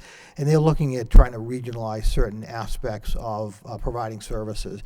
Is that something that you would support, and you can touch upon your efforts in Devon's as it relates to recycling? Because as you know, the more we recycle, the more money we'll save in the long run here in the city. In the greener environment we have. So I want to say at the outset, and make no mistakes about it, it's a little bit of apples and oranges with my hazardous waste and program in recycling, because we were talking about communities that are very, very small. And what was going on out there was folks, they were just basically dumping hazardous waste and recycling materials in open areas. And so what I did is I got folks around the table and I said, look, we have the land at Devon, so I'm happy to be the host community, but if everybody pitches in X amount of dollars, we can build it and we can contract with Clean Harbors and all of the rest of the folks. And then we're not looking to make money, but all of these communities pay X amount of dollars as an investment and they belong to it. If somebody wants to come in, then they'll have to pay a fee. So it doesn't generate a lot of money, but it serves a purpose. And so I would make no, regionalization at every turn is really the way to go for cost containment and for communication and working with other communities. So absolutely, I would do that. Okay, thank you. A couple of questions relative to the budget, not only the proposed FY15 budget, but the capital plan that the city council and others had approved over the last few years. The FY15 budget talks about a proposed tax increase of 3.5%. As we sit here this evening, I'm not sure there's the will of the council to actually do that. So how would you, as the city manager, propose to level fund, if you will, services, at the same time keeping in mind that we may need to have some debt serviceability to continue with the capital plan? How would you weigh the capital plan off of the essential city services that need to be provided, but not having, if you will, the 3.5% that is proposed in order to just continue at the level, not even having the 5 police officers that we've talked about in the budget? So that is that's a very, very difficult, and that's a loaded question in so many ways. But the short answer is, when I look at my capital spending budget, I'm basically looking in many ways at deferred maintenance. I have to spend for infrastructure in my buildings, whether it's the roof, the boilers, the infrastructure, the sprinkler systems that are very costly. So you really have to go through that $12 million capital budget to say, geez, where can we really hold off? Let's really assess this. Is this a must-have or a want? So that kind of analysis I would do to make sure. To raising the taxes at that level, especially after going a couple of years without any, that's a big hit for the taxpayer, no question about it. But you can justify it because the city needs to deliver services. So the balance that I would look at is, here are all of these reserves. Some of these reserves are funds. They're specific for a purpose. So where can I balance the need to have those reserves and see if I can find some flexibility in there to use to close that delta? So if bringing it down to 2.5% is going to be $500,000, $700,000, $1 million, can I sweep some cash out of 1 or 2 reserves and keep faith with the 5%, or keep faith so that our bond rating is not going to get an alarm? So there's a lot, and as I said, everything's on the table all year long, all the time with a big city. So that's how I would approach it, Councilor. I would take a look at everything. Okay, thank you. My last question, if I have time, has to do with enterprise funds. I believe we have 3 or 4, maybe even 5 enterprise funds in the city, and they've been benefiting from the standpoint of running our parking garages or our wastewater treatment plant. What's your position on enterprise funds as part of the operating budget? So they're a good thing. It's good to have these funds separate from your general. It's good because, number one, like the water, you do them so that they can cover your costs. But if you can make some extra money and build up a healthy reserves, you can use some of those reserves to help you out with closing the gap on the taxes. So they're great because they're independent and they need to be solvent. But the funds that you build on them, you can use for other purposes. So I think they're great. Right, thank you. Yep. Thank you, Mr. Mayor. Thank you, Judge. Thank you, Councilor Milonazo. Councilor Rourke? Thank you, Mr. Mayor. Councilor, good to see you again. Nice to see you, Councilor. Quick question about Devon's. How has the scale of new growth at Devon's performed since you took over your position there? I'm sorry, one more time? The scale of new growth at Devon's, how has it performed since you took over the position? It has been fantastic, and I only say that because sometimes we walk into a job and we take credit for somebody else's work, and if something goes bad, you take the hit too. But when I got to Devon's in 2010, every single one of those projects that I mentioned to you, with the exception of Bristol-Myers Squibb, have not been there. They're all new projects, and that's significant growth. If you look at some of those projects, they bring 90 jobs, 200 jobs, 125 jobs. That's significant growth for a community like Devon's. Bristol-Myers Squibb was there in 2006. What I'd like to say is that I had a hand in working out the agreement for Phase 2, which is $245 million over 2 or 3 years. They're going to build 200,000 square feet. So I'm very proud of the fact that I've been at the helm where we have this good fortune. Thank you. And as a former city councilor and current resident of the city, you have distinct knowledge of Lowell. When you become city manager, what do you see as Lowell's biggest challenge that would be unique to Lowell? Lowell's biggest challenge unique? Boy, that's a good question because we've just been discussing so many challenges and so many needs. I would say the biggest challenge for me would be to try to make this city one of the best mid-sized city in this country. And I think we're well on our way. But it's going to require the communication and the work of this council, the manager, and the delegation. It's going to require making sure that the pipeline of economic development projects, the jam plant, 101 Pawtucket Boulevard, Thorndike, the Tanner Street, all of those things really have to come to fruition, and we have to keep pushing them to really make that happen. So I think the challenge for this city is, what is the next step? Can you go to the next level? And what does that next level look like? So I know it's sort of a funny answer, but when I picture the challenge, I picture that. That's the challenge. How can we get to that next level so that when somebody comes here to go to a hockey game or go to the folk festival or spend a weekend at Winterfest, that they go back and say, boy, I got to book that weekend again next year because it's such a great place. How do we do that? How do we continue to stay on the map? In your opening statement, you mentioned that you were a graduate of Lowell High School, as was I, actually, when Councilor Samaras was running the show there. My kids will be going to the high school as well. How would you rate Lowell's K-12 education, and what improvements would you like to see and implement over your time as city manager? Well, I think that we have to fund them. I mean, that is not a question. We have to, that's by formula, and there's a mandate to fund the schools. But I want to be engaged with them. I want them to succeed. As I said, I'm a graduate of Lowell High School, and so are all my children. The way to do that is to work together, to make sure that we are aligned in our priorities, to make sure that the kids have the right education and that we support them.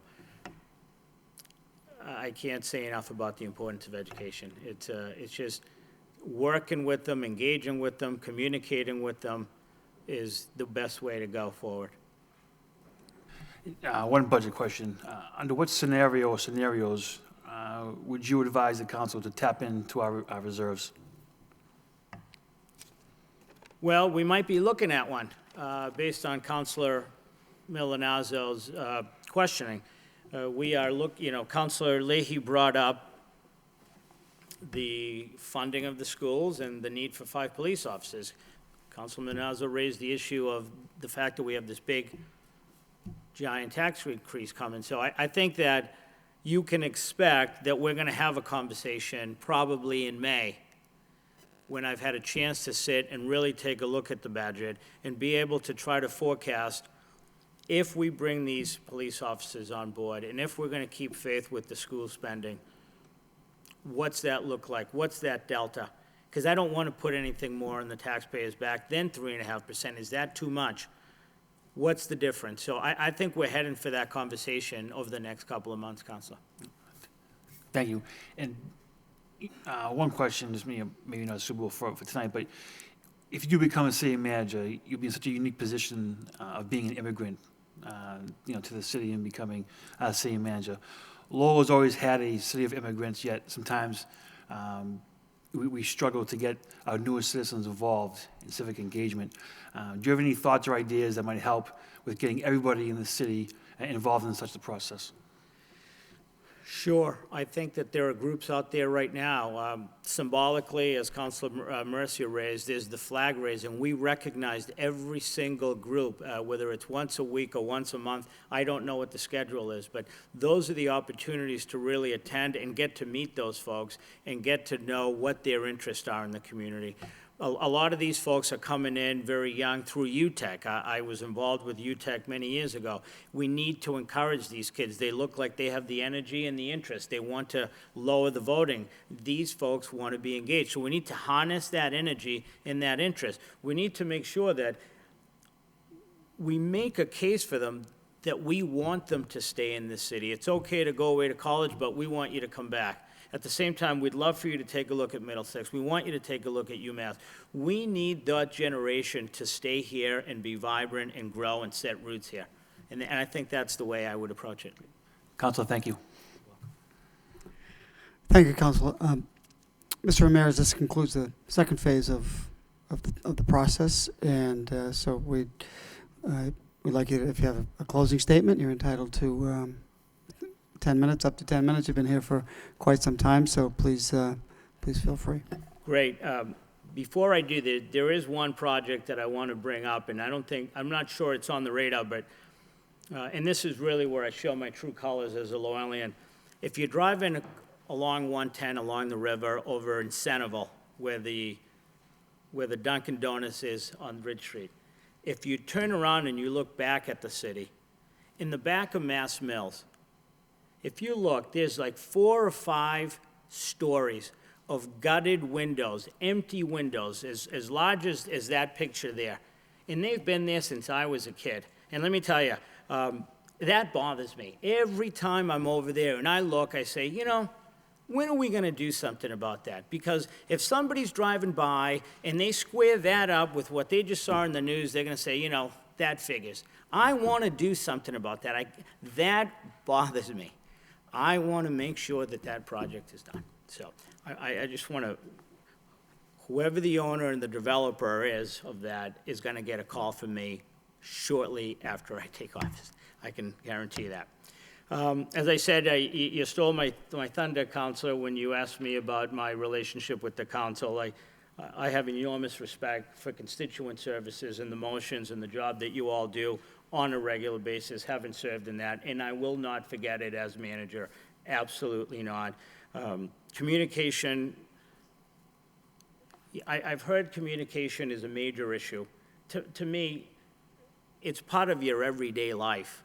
With everybody, you should be a walking, talking, public relations person for your company or wherever you work or whoever you serve. To me, communication is key. Without it, I don't want to operate in a vacuum. I don't want to just sit in that office and wonder what you folks are doing. We're going to do it together every step of the way. So I do want you to know that. The other thing I'd like to say is I've had the opportunity to serve on many boards. I've sat on the Board of Trustees at Suffolk University. I've sat on the judicial nominating panel when I was with the administration. I've sat on a number of boards, and I've always had great opportunity to interview some very talented and very qualified folks. But at the end of the day, it's a hope and a prayer. You hope you're getting what you're looking for. And I just want to say that George Ramirez brings a strong work ethic, management and budget experience, somebody that wants to bring people together and work with you, somebody that's a strong believer in the communication, and somebody that wants to be part of Lowell's success story. And that is what I'm about, and I hope you give me that opportunity. So thank you very much. I've enjoyed the conversation immensely. Well, thank you very much. On behalf of my colleagues, we appreciate you taking the time. Mr. Ramirez, we appreciate your interest. I know I speak for all my colleagues when your responses were informative. They were thoughtful. You shared many good ideas with us. And so on behalf of my colleagues in government, we want to thank you, and we wish you well. Thank you all. Thank you. Members, if you just want to take a 5-minute break, and then we'll prepare for the next candidate.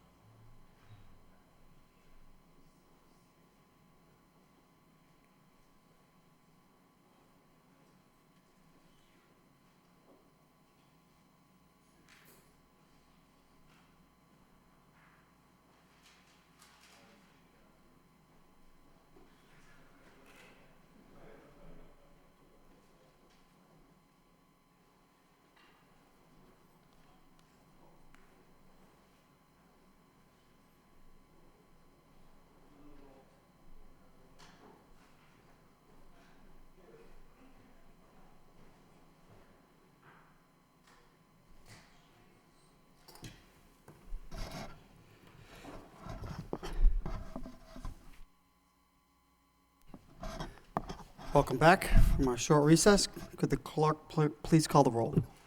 Counselor Samaras? Here. Counselor Belanger? Here. Mayor Elliott? Here. Counselor Kennedy? Yeah. Counselor Leahy? Here. Counselor Martin? Here. Counselor Mercia? Here. Counselor Milonazo? Here. Counselor Rook? Here. 9 yeas. Mr. Keys, would you please, would you come into the well? On behalf of my colleagues in government, we'd like to welcome you to the city and welcome you to the City Council Chamber. We appreciate you taking time and interest in joining our city. So we'll just go over the protocol, the procedure, if you will. You're entitled to, or you're welcome to make a opening statement up to 10 minutes, and then following the statement, we'll have each member of the council will have up to 10 minutes to ask questions and answers, and then you're welcome to make a closing statement. So thank you very much again, and we'll begin. Thank you, Mayor.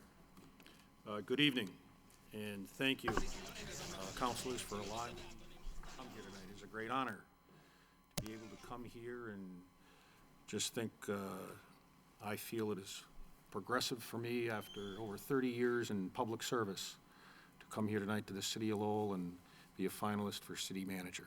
I consider it a great honor.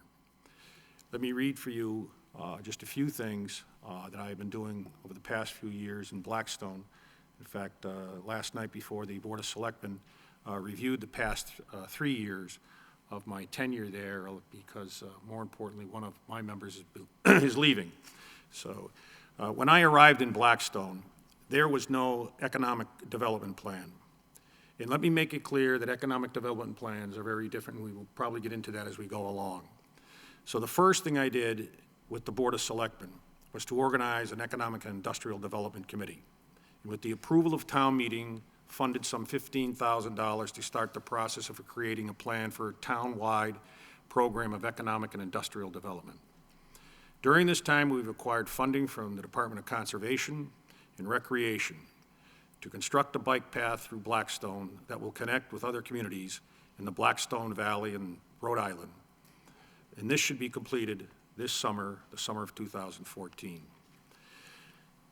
I brought in the Northeastern University School of Engineering at no cost to expand on this program to extend into our downtown area with a bike path, sidewalks, and pedestrian-friendly walkways and traffic calming programs. We feel this will help us expand our business community climate in the downtown area. We have been approved by the Department of Energy as a green community, and a $151,000 grant has just been given to our town to promote our program throughout. This will be part of our economic development and planning program, and we have other programs in the pipeline during this coming year. They include a SNET program and a pavement program for our town. I have extensive experience in 40B projects and smart growth programs. Procurement. I am a Massachusetts Certified Public Procurement Officer as approved by the Inspector General's office. And my office as Town Administrator handles all procurement throughout the town. I have been doing state, county, retirement, and town government budgets for over 30 years. My first year in Blackstone, I decreased the general government operating budget by $162,000 without layoffs or cutting municipal services. Put together a finance team of the town administrator, town accountant, assessor, and collector treasurer. We put together the first official financial policies and procedures manual for all departments, voted and approved by the Board of Selectmen, and I am responsible for all town meeting warrant articles dealing with finance. I have extensive experience in debt exclusion and Proposition 2.5 overrides. I have and continue to do capital and strategic plans and been doing them for over 30 years. They include the construction and reconstruction and funding of 4 courthouses, 8 schools, a library, a public safety center, and presently I'm in the process of retrofitting our town hall with a new HVAC system, repair and upgrade to a water tank, and a replacement of all water meters throughout our town.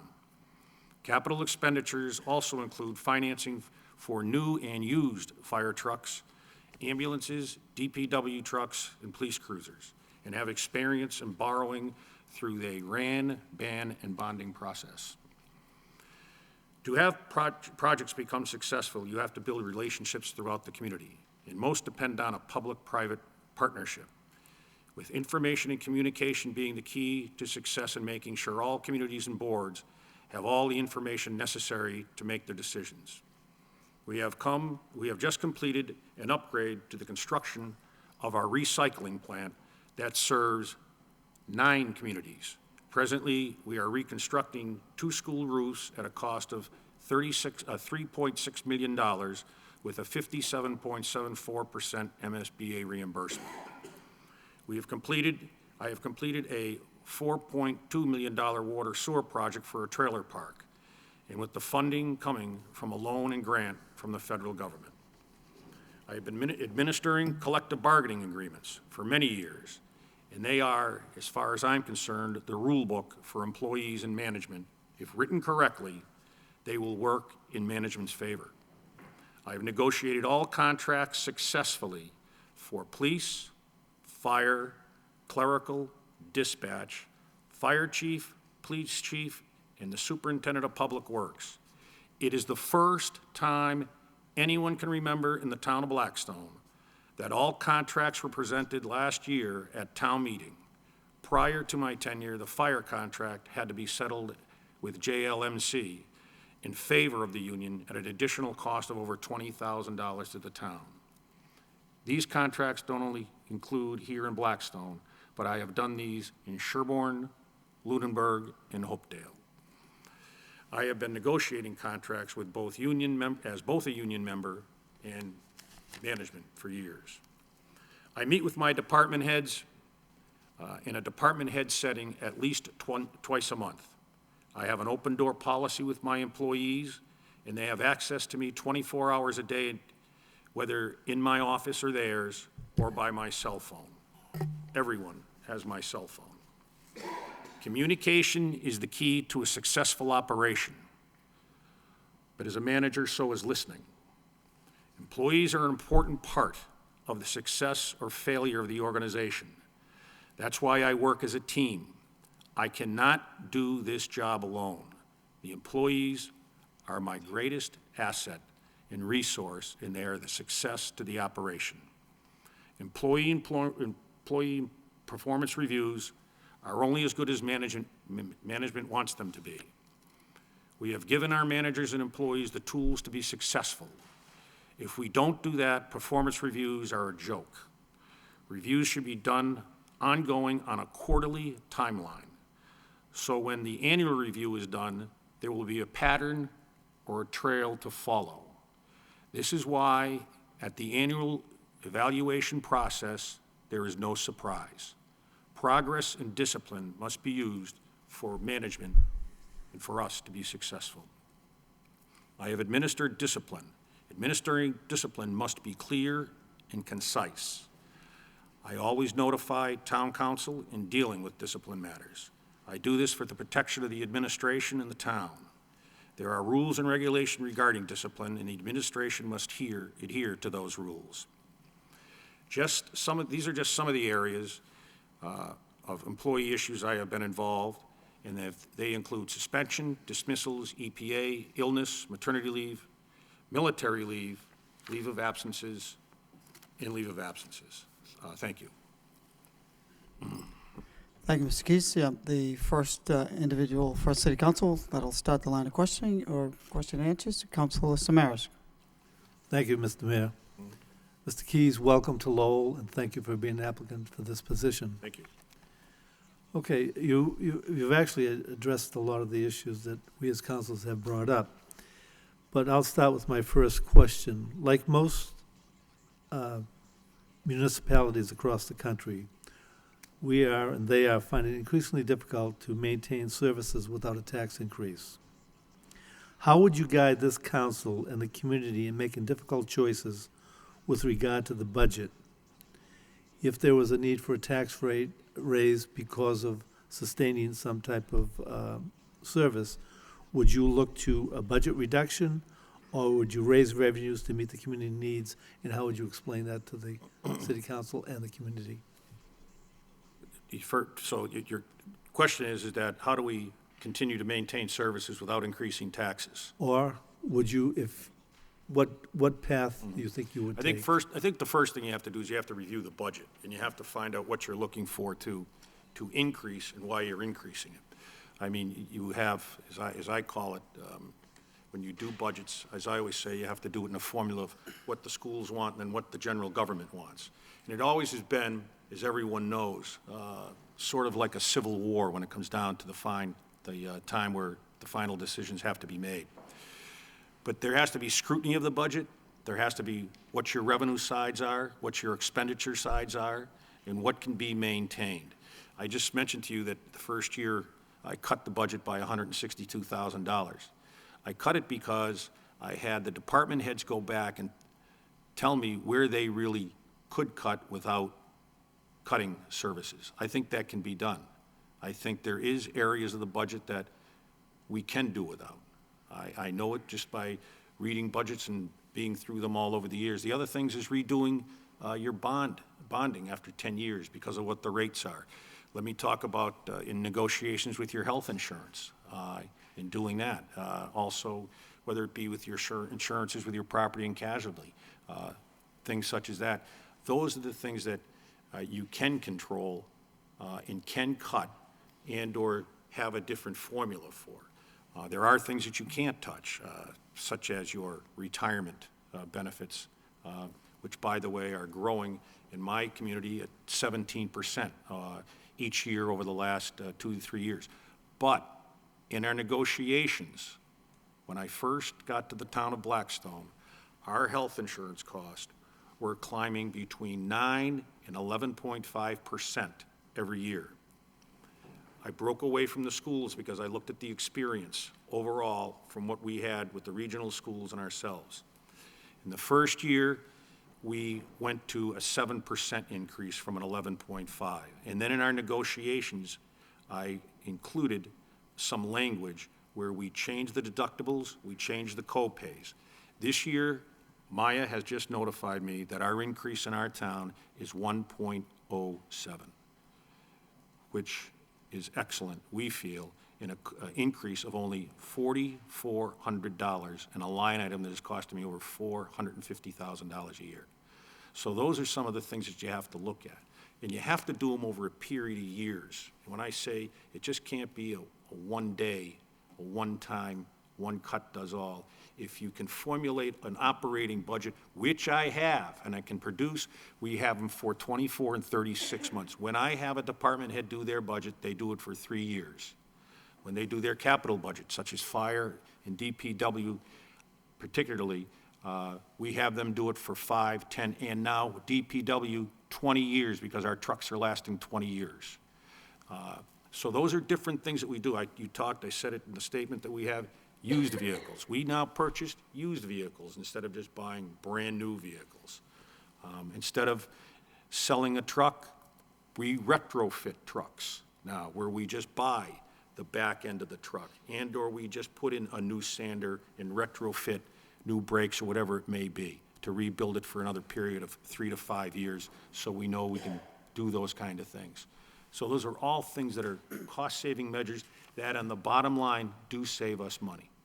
Okay, but if you had to raise taxes, or you felt, as the city manager, to increase and improve services, there was a need for a tax raise, how would you communicate that to us? That's, if you need to improve services, and it has to be raised through taxation, I'm gonna have to come to this council, there's no question about that.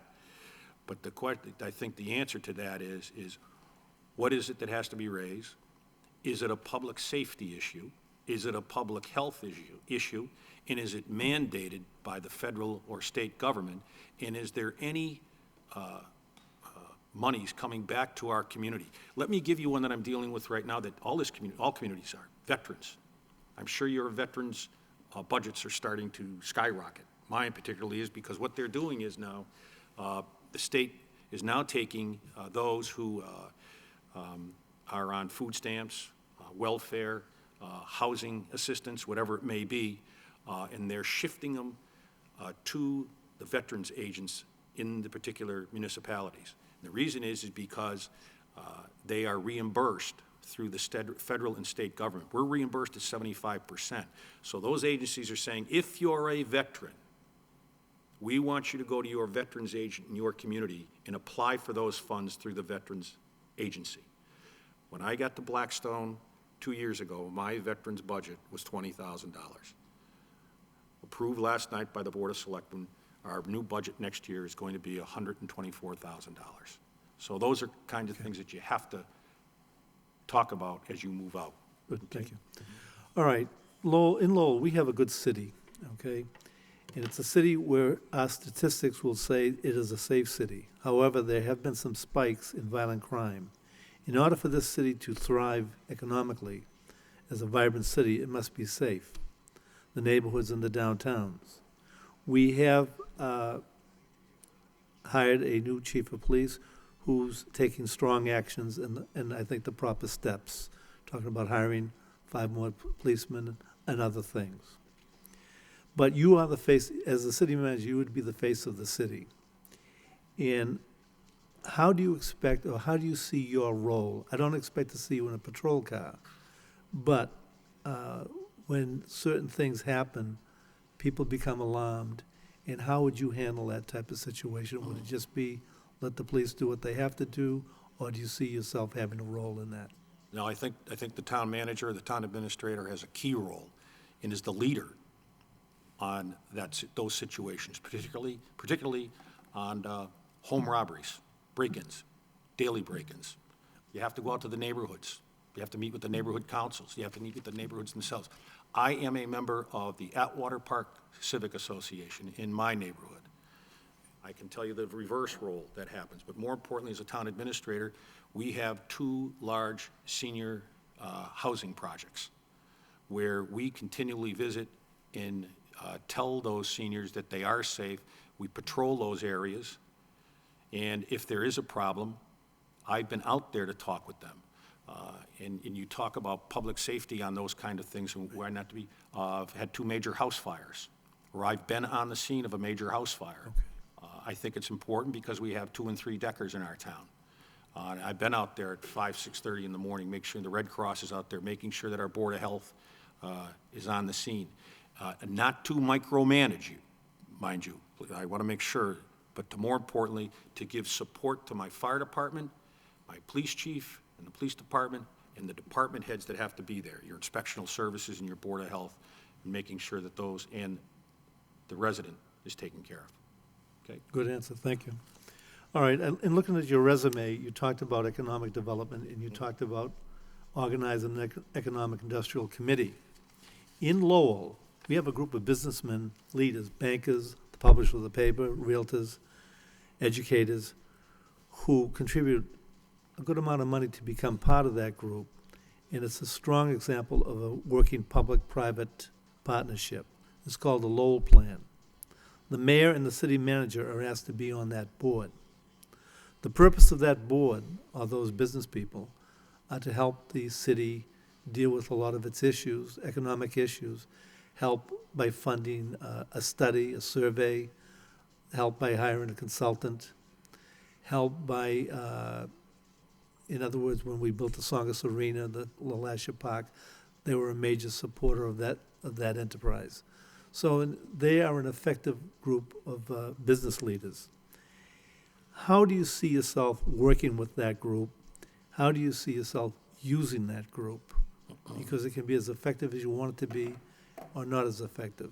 Some people have chosen, it's been here for quite a few years, some people have chosen to use it, other people have chosen not to really use it. You in this city have two natural resources that I don't know if they're being used to their full extent. It's senior citizens who are retired or semi-retired, who know more about economic development or who have been involved in it during their lives and are just now sitting back and saying, geez, I'd like to do something. We're going to engage them.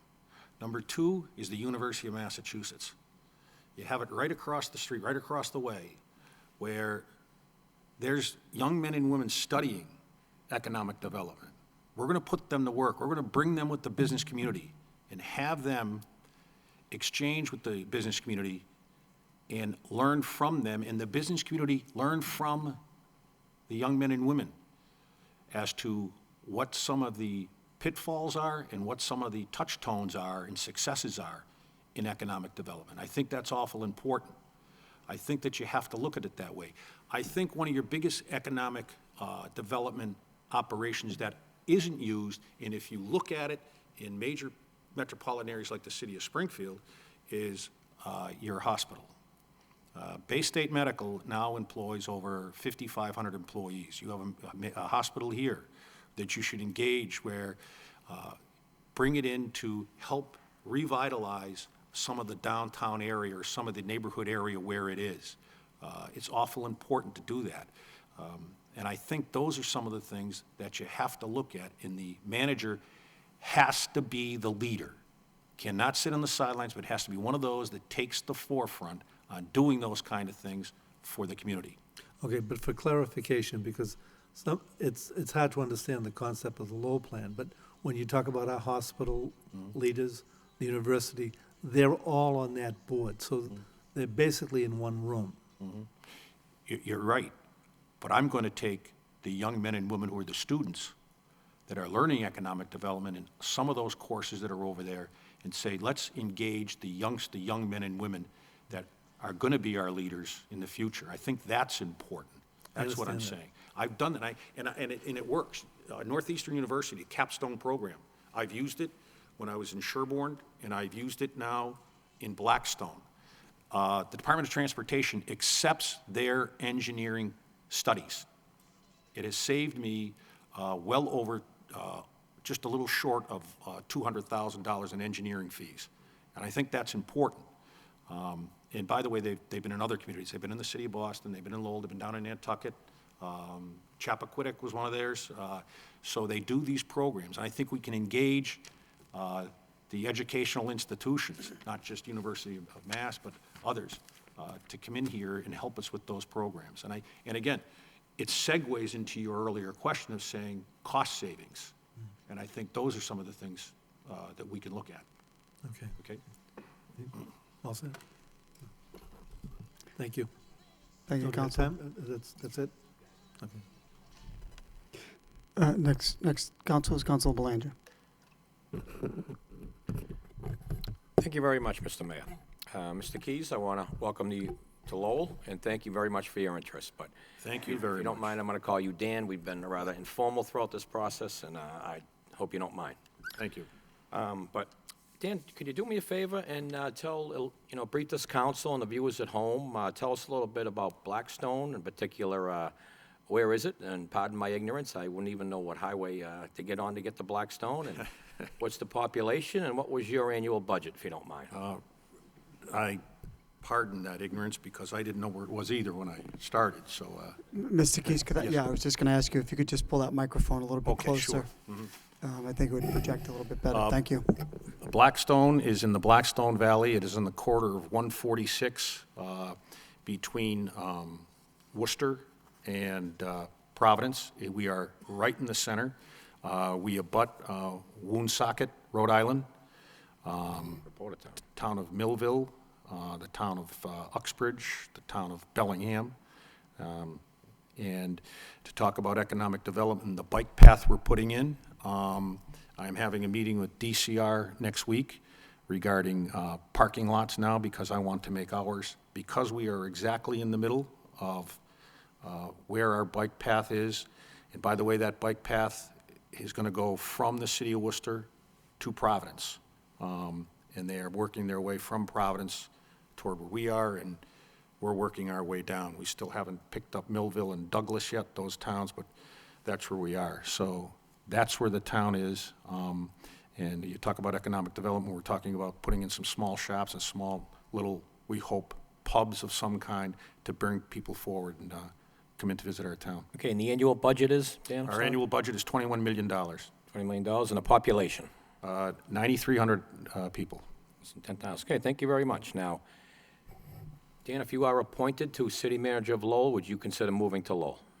Yes, I would make this my main domicile. Okay, great. That's great to hear. Now, to elaborate on what you mentioned earlier, and Councilor Samaras brought up, that when you first arrived in Blackstone, there was no economic development plan in place. You, in turn, were able to get town approval for $15,000 in funding to create a economic development plan. Well, Lowell being a much larger city, as you know, with a population of 106,000, we're going to need a lot more than that. You're right. With all kidding on the side. So what do you envision coming into Lowell, seeing our need? I know you can't get a full grasp at this time, but what do you envision coming in when a planning and development director needs to be hired as well? So what do you envision? How do you plan on going about economic development? Well, first of all, you have to engage the community. I think that's awful important, and I think, as was earlier discussed, is some of the organizations that you have here in Lowell regarding economic development. Also is what exists right now, what are your goals 12, 24, and 36 months out, and what is the vision for Lowell as to where it was, and I remember back in the 70s and early 80s, where it is today and where it wants to go through 2030. I think that's important to note. And what is the goal? What are the central theme? What's the central theme of the economic development? I know what ours is where I am today because we've set that tone. What does it want to be here? Does it want to be, and I think Lowell is a perfect place to be the central community between the city of Boston, New Hampshire, areas of New Hampshire, and it is a segue that has not been utilized. I mean, some of the great things that you have here, the ball team, the hockey team, the Songus Arena, and I think those are things that can be better utilized, and engaging more of the business community in helping us promote that. And promotion is a big thing. Good. I like your vision, Dan, and I like your short-term goals as well, because in Lowell, we have a lot of 10, 20-year plans, but businesses need help now. So I do admire your short-term vision. But Let me just so I finish that. Go ahead. The little things, and I preach this with my department heads and anyone, the little things get you the bigger things. So if we can do the smaller things here, it's going to get us to where we want to go. So just to let you know that, okay? Great. Thank you very much. Now, on your resume, Dan, it says you were the Director of Finance in the Office of the State Treasurer for the Economic Development Fund. please elaborate a little bit on that and what you achieved on that board? Or Sure. I was let me go back one where it says I was the county treasurer. I was the county treasurer for 6 years in Hampden County. I took over a retirement fund that was rated number 97th in the Commonwealth and by the Retirement Law Commission for Investments, and when I left, it was rated number 3. When I left in 1984, the Retirement Law Commission named me the #1 administrator in the Commonwealth. In 1983, goes back to late 1982, early 1983, there was a new law that was passed that we could take retirement funds and invest them into what they call a mortgage pool, that you would give the money to the different banks and allow them, families to be first-time home buyers. Back then in the early 80s, mid-80s if you remember, mortgages were at 14, 15, 16%. And people were allowed, if they were first home buyers, watch this, what they thought was a deal back then was borrowing at 10%. With that said, I left the Treasury and had previously worked back in the early 70s for State Treasurer Crane. And he had heard about this plan through Commissioner Mulligan at the banks, the banking commissioner at that time. We had a conversation. The Prim Board was coming into fruition. It was an act of the legislature in 1984, and it was just becoming a part of, which is now a major government agency, the Prim Board, Pension Reserve Investment Management Board. But at that time was just finding its legs. And he asked me to come along and be his representative at Prim and do the Economic Development Investment Program. And what we did is we took state pension funds and allowed business community and business leaders to borrow funds to put back in their community to reinvest in such things as business, homes, and any kind of growth that would help build that particular community. Okay? Very good, thank you. Now, also on your resume, your administration is carrying out what you call your capital plan, which involves the construction and reconstruction and funding of 4 courthouses and 8 schools. That sounds like a lot for the town of Blackstone. So what's involved there? It sounds great, but... Sure, let me go back. Back in the 70s, late 70s and through the 80s, the county treasurer, as you know, counties ran the courthouses. We built the Chicopee District Court, the Westfield District Court. There were 2 other courthouses, Westfield, Chicopee, Holyoke District Court, and revitalized a portion of the Chicopee, Westfield, Holyoke, and part of the Springfield District Court, or the Springfield Superior Court. Palmer District Court also, I'm sorry. In that funding, we did, back those days, the county commissioners would build the courthouses. They were the caretakers of the courthouses.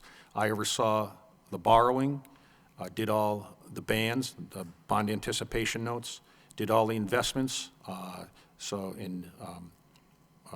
did the issues for it so there was no arbitrage problems, did the investment on those, paid developers, and did all the bonding. Remember, when you do all those things, though, you have a financial advisor, and you also have bond counsel guiding you. But I was part of that. I mean, that was my administration that we were responsible for. We also go into schools. Did a school in Southborough when I was there for $21 million. Did 2 schools in Winthrop when I was the treasurer-collector. Did all the borrowing and set up that whole programming in that 1 year that I was there. So those are some of the things, yes, I've done all those. Okay, great. Well, that brings me to my next subject. Right here in the city, just a few blocks away, Lowell is trying to achieve a judicial center. We are trying to combine all our courts into one: family, probate, district, juvenile, and superior, all under one roof. And it has not been an easy task. Recently, a year ago, we were approved for $1 million for design and to hire a project manager, which is a giant step. Now we need $165 million to build the facility. So city and our delegation are working very, very diligently to get this done, Dan. So how do you see yourself contributing to get it? This is a very, very vital piece to our economic development. And you're looking for the 100? How would you foresee getting this achieved, getting funding, and getting this implemented? Well, I think the first thing is I would hope Representative Murphy would stay in the House so he could help us with that funding.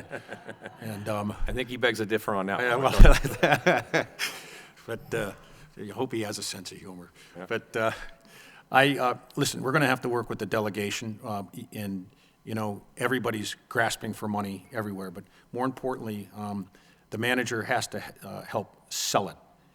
And again, it's going to have to be a part of your economic plan because it's going to have a vital impact on the industry around it, such as restaurants, shops, whatever other businesses may be. Then it brings in lawyers, stenographers, and other businesses like that. So now it allows private industry who have buildings around there. I think that's a huge impact. It's a huge tax impact for us that we have to deal with. And I think those are the things that you have to include. You have to include the Bar Association. You've got to include the Bar Association. The district attorney, he's got to be included. Those are all important aspects of bringing everybody together to say, look, the financial implications here are stunning, and they mean so much to us and to the city of Lowell. And I think that's important. Developers that come in, because they'll be buying up around there. I think we have to engage them too. And again, that's where you bring in your economic development teams and say, look, this is the one, this is the brass ring, and this is what we have to do to make this work. So you have to be all-inclusive, and you have to make sure that through the legislative delegation, following the legislation, to the funding, to having everybody on deck and moving forward with the same, singing off the same song sheet. Very good. Okay, Dan. Now, earlier you made a great assessment of Lowell about being, am I over the limit, Mr. Manager? Just getting rolling, too. All right. Thank you very much. Dan, I admire your vision. Thank you very much. Thank you. Thank you, Mr. Keys. You've been involved in, as you said in your cover letter, involved in municipal government, developing budgets for close to 30 years.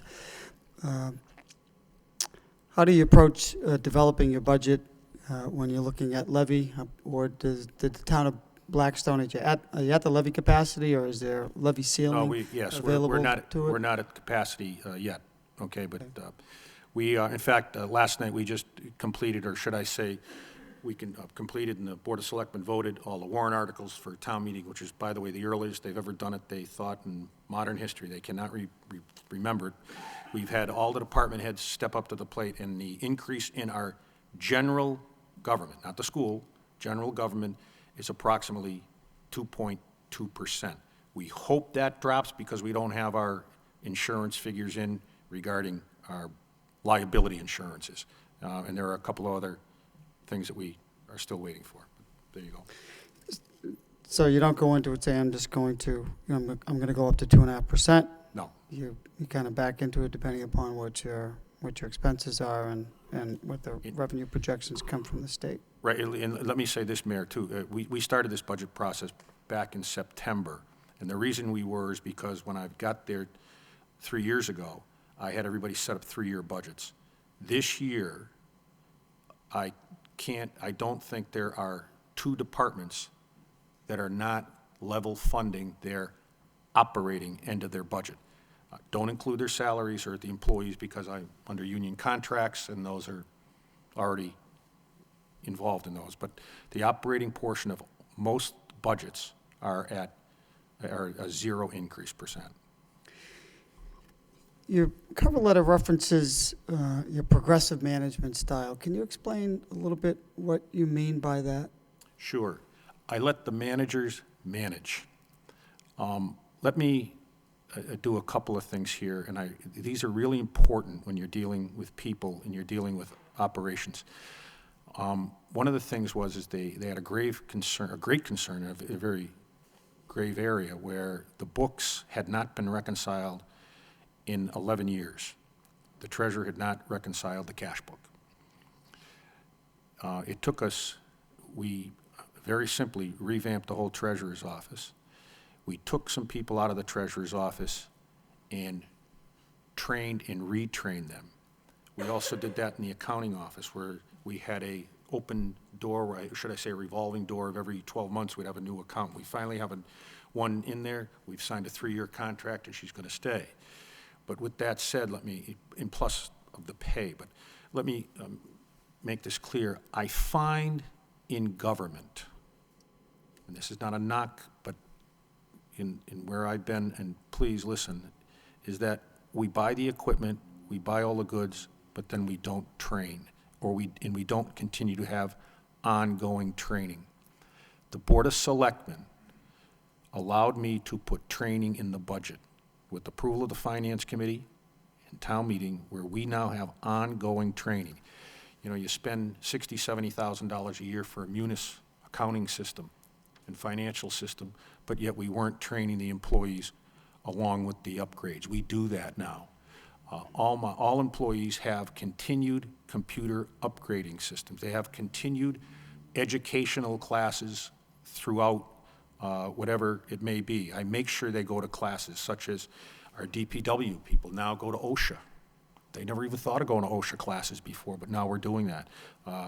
We have with our emergency management team, even myself, go to emergency management meetings for those purposes. I'm going to a training program that Maya is having, I think it's April 8th. So I do it myself, and I think it's important that we do it for everyone. And by the way, we do that for another purpose too. You heard me talk about evaluations.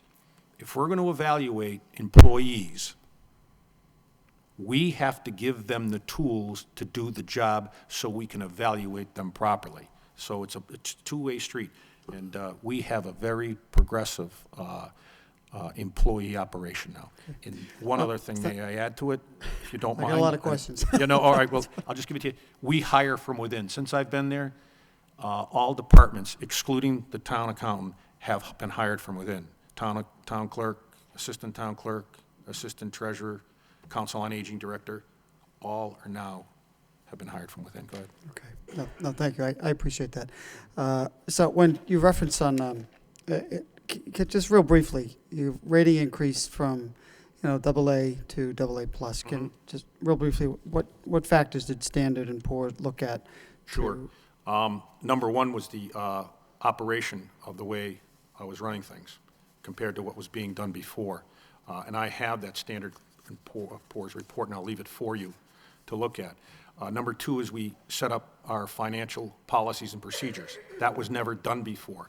What I did was I went back to 2008 when the Board of Selectmen had asked the Department of Revenue to come in and do a total study of the town. And that report was put on the shelf and never brought back out.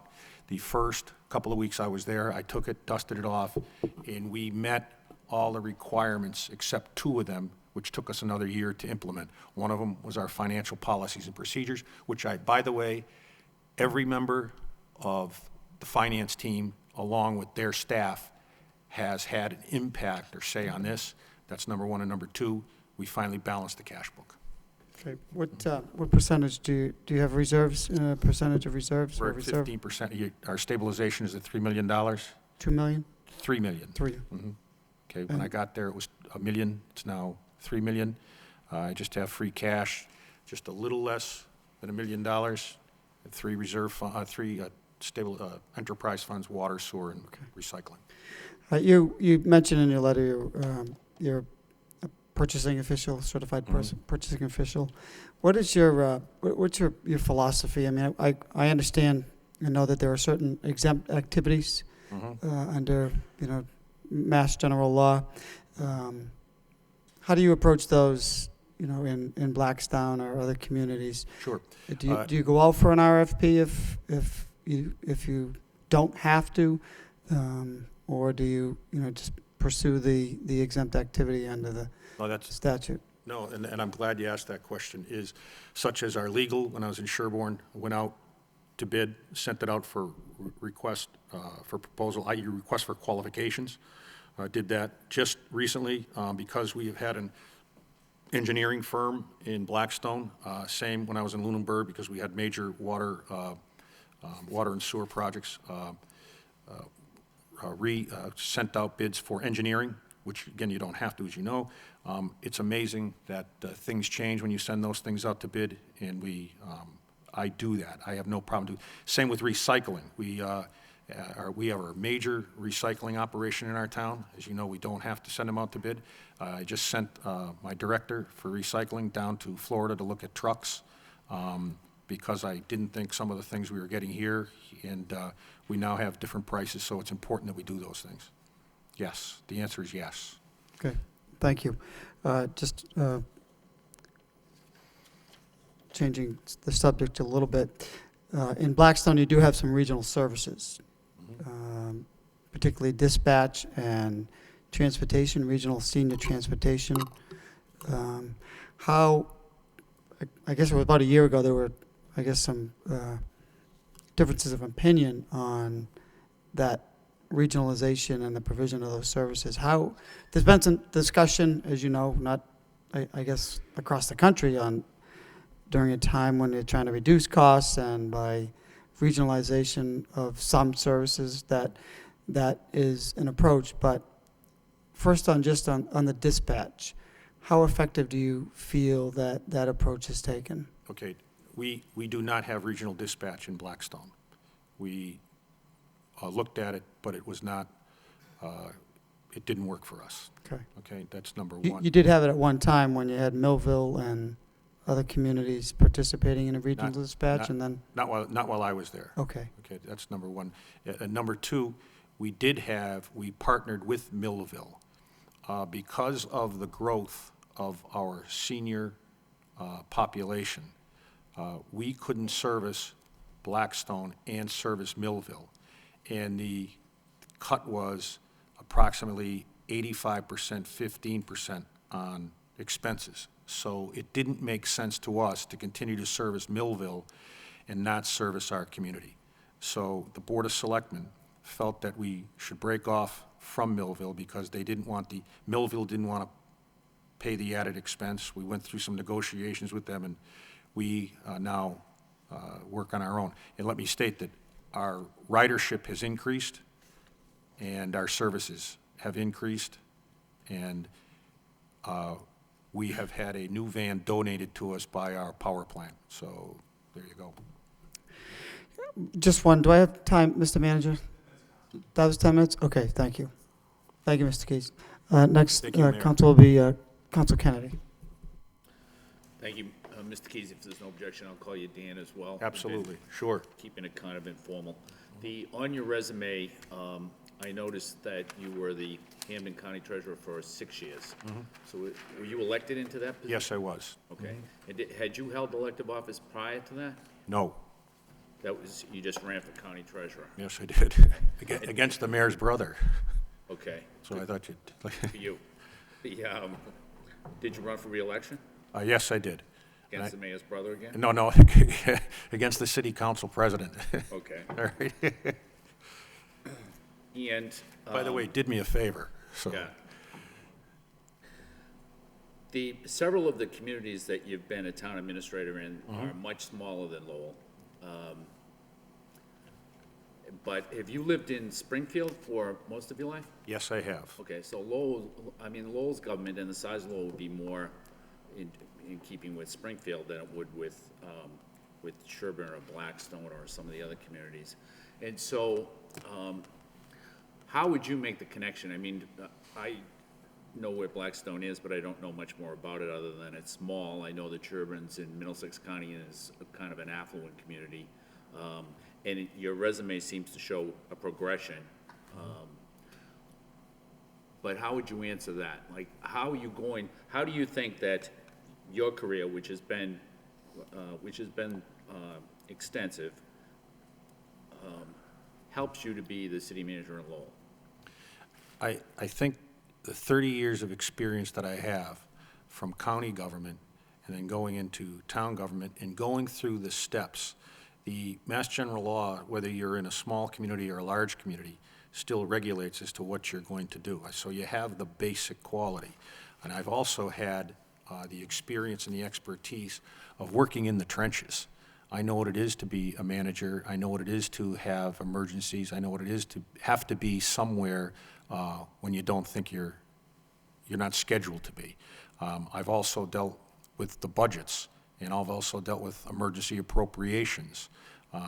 Whether it be on a small scale or a large scale, it's still the same concept. I've dealt with it on the county level, I've dealt with it on the municipal level, and dealt with it on the state level. I feel that the time that I have put in qualifies me, and this is the perfect fitting for me to wind up being qualified and an honor to be the city manager here in Lowell. Okay.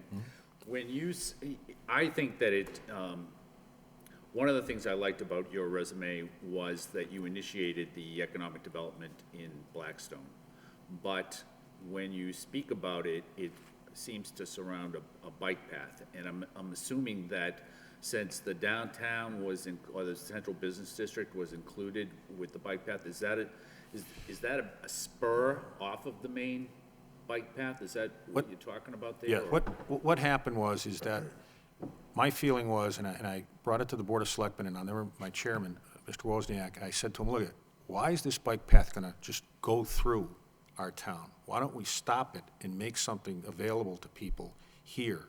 Why don't we develop something? So, and they thought about it. And, you know, it's the last town in Massachusetts. It's central to both communities, Worcester and Providence.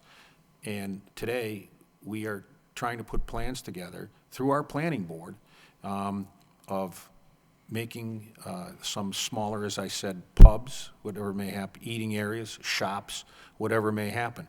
But we also, with that bike path going through, we have to have people to come off that bike path into a downtown-friendly area. I just talked with Senator Moore's office the other day, and we are in the grid for an additional $500,000 for our downtown area to make it pedestrian-friendly. So we're waiting for that announcement to come over the next few weeks, which I hope it does. So that's economic development for a town, because we're not going to get industry in there the way Lowell is going to get it, or Springfield is going to get it, or Worcester. So you have to think of what can come there with that. So that's how we got that. And so most of those bike paths follow railroad beds. And so. That's correct. But there's probably no railroad bed that goes right through your central business district. That's correct. And so this was like, you got funding for a little extra spur that built, so that you could take a drive into, you could ride your bike into Blackstone and then go correct. back onto the bike trail. That's what we hope. That's correct. Okay. And then when you did that, I think it says that it reduced traffic, or you reduced traffic on the main street? No, we had what we call traffic calming program. In other words, because you're going to have bike paths in those old it's an old industrial town, you don't have, the houses are up close, as you know, to the street. You're going to have a smaller area for the car to pass by. So, yeah, we're going to have a slower traffic flow through certain areas of the downtown area. That's Okay. correct. And what about in the previous community, in Sherburne? Did you do any economic development there? Or what that was significant, or that you can talk about, or? Other than bringing in Northeastern to do some areas through the small downtown area where the Sherburne Inn is, it's very difficult in the town of Sherburne to do economic development when there is no water and no sewer. Yeah. So we couldn't even put a doctor's office in there. So that, our hands were really tied there. So that's. So what did Northeast, when you brought Northeast in, I mean, you mentioned the capstone, was it a capstone course? Yes, it is, that's correct. All right, so basically, it is what you did to get students who were, and and they were able to gain credit by working in is that kind of? Right, let me tell you what happens in the town, and we're talking, do you want to talk about the town of Sherborne right now? Because what we We're had. the Northeastern. Yeah, when we brought Northeastern, the reason was, and they were very interested in the program that we sold them, or I sold them, to come into a town like Sherborne. Why would they want to come in here? 28,000 cars go through Sherborne every day to get out to the Mass Turnpike or to Route 9. And they all come through, it may be Holliston or Medway. And it's very interesting, in the morning, there's only one way in and one way out of Sherborne. And that's another story I'll tell you when the bridge collapsed. So with that said, Northeastern came in and says, we would like to look at your traffic patterns, and we'd like to see if we could help you. And they came in and spent some time there and gave us a program to help fix it. In other words, cutting intersections, the timing of the lights, things such as that you don't think of, and rerouting traffic into around certain areas. Okay, so when that happened, was that something, did Northeastern seek the Sherburne out, or did Sherburne engage who initiated that? I initiated it. I initiated it with the Division of Engineering at Northeastern University through a fellow by the name of Dr. Dan Delasky. Okay. And what made you do that? Did you know him, or was there? No, look, there's so many, as I say, there's so many programs out there that there are people, institutions, educational institutions are willing to help you. I've had educational institutions come in to do accounting for me. In fact, I've used high schools to come in and do computer work and IT work for me. And I've also used our technical schools to do repairs. I'll give you one, just while you're asking, you just made me think about it. I've cut our maintenance budget almost in half, and repair budget in half, because I use the prisoners from the jails. We've painted the whole town hall. I've done all kinds of work in my parks, all through prisoners. Okay. I think and I think this is a good thing about your resume, that because you've worked in a series of small communities that maybe don't have the resources, that you've had to be rather creative and innovative in trying to get resources, which I think is a real good thing. And I think that it applies even to a mid-sized city like Lowell. One of the things that you talked about was getting a good amount of federal and state grant money. Now, is that stuff that those are grants that you just went after yourself and just wrote them up? Yeah, let me tell you what happened, and this is another one, and I mean, this is very serious. This particular issue is the trailer park in Lunenburg.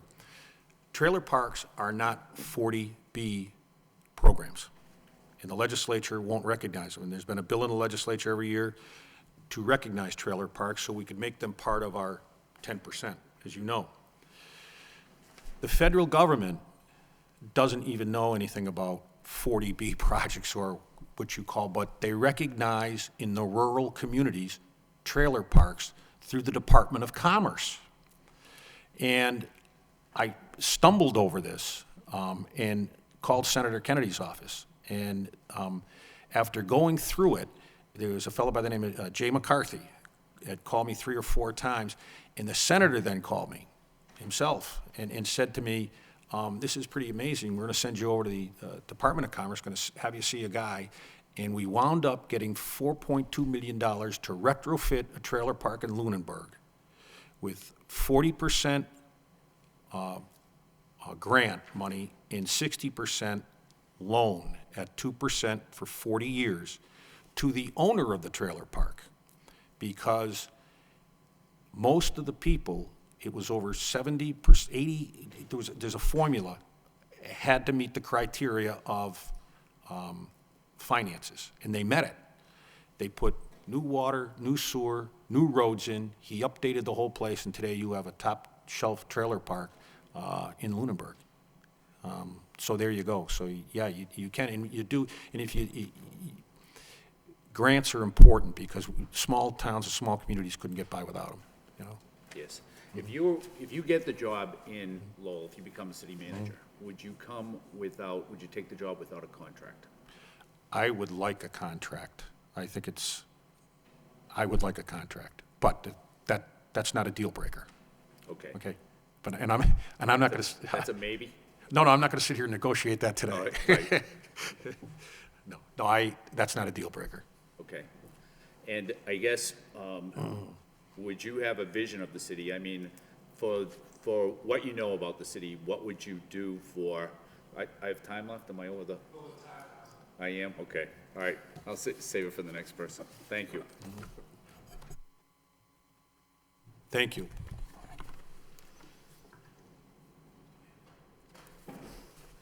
Sorry.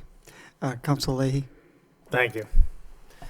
I'm gonna stay with the first name basis too, Dan. Thank you for Thank you, Mr. coming. Leahy.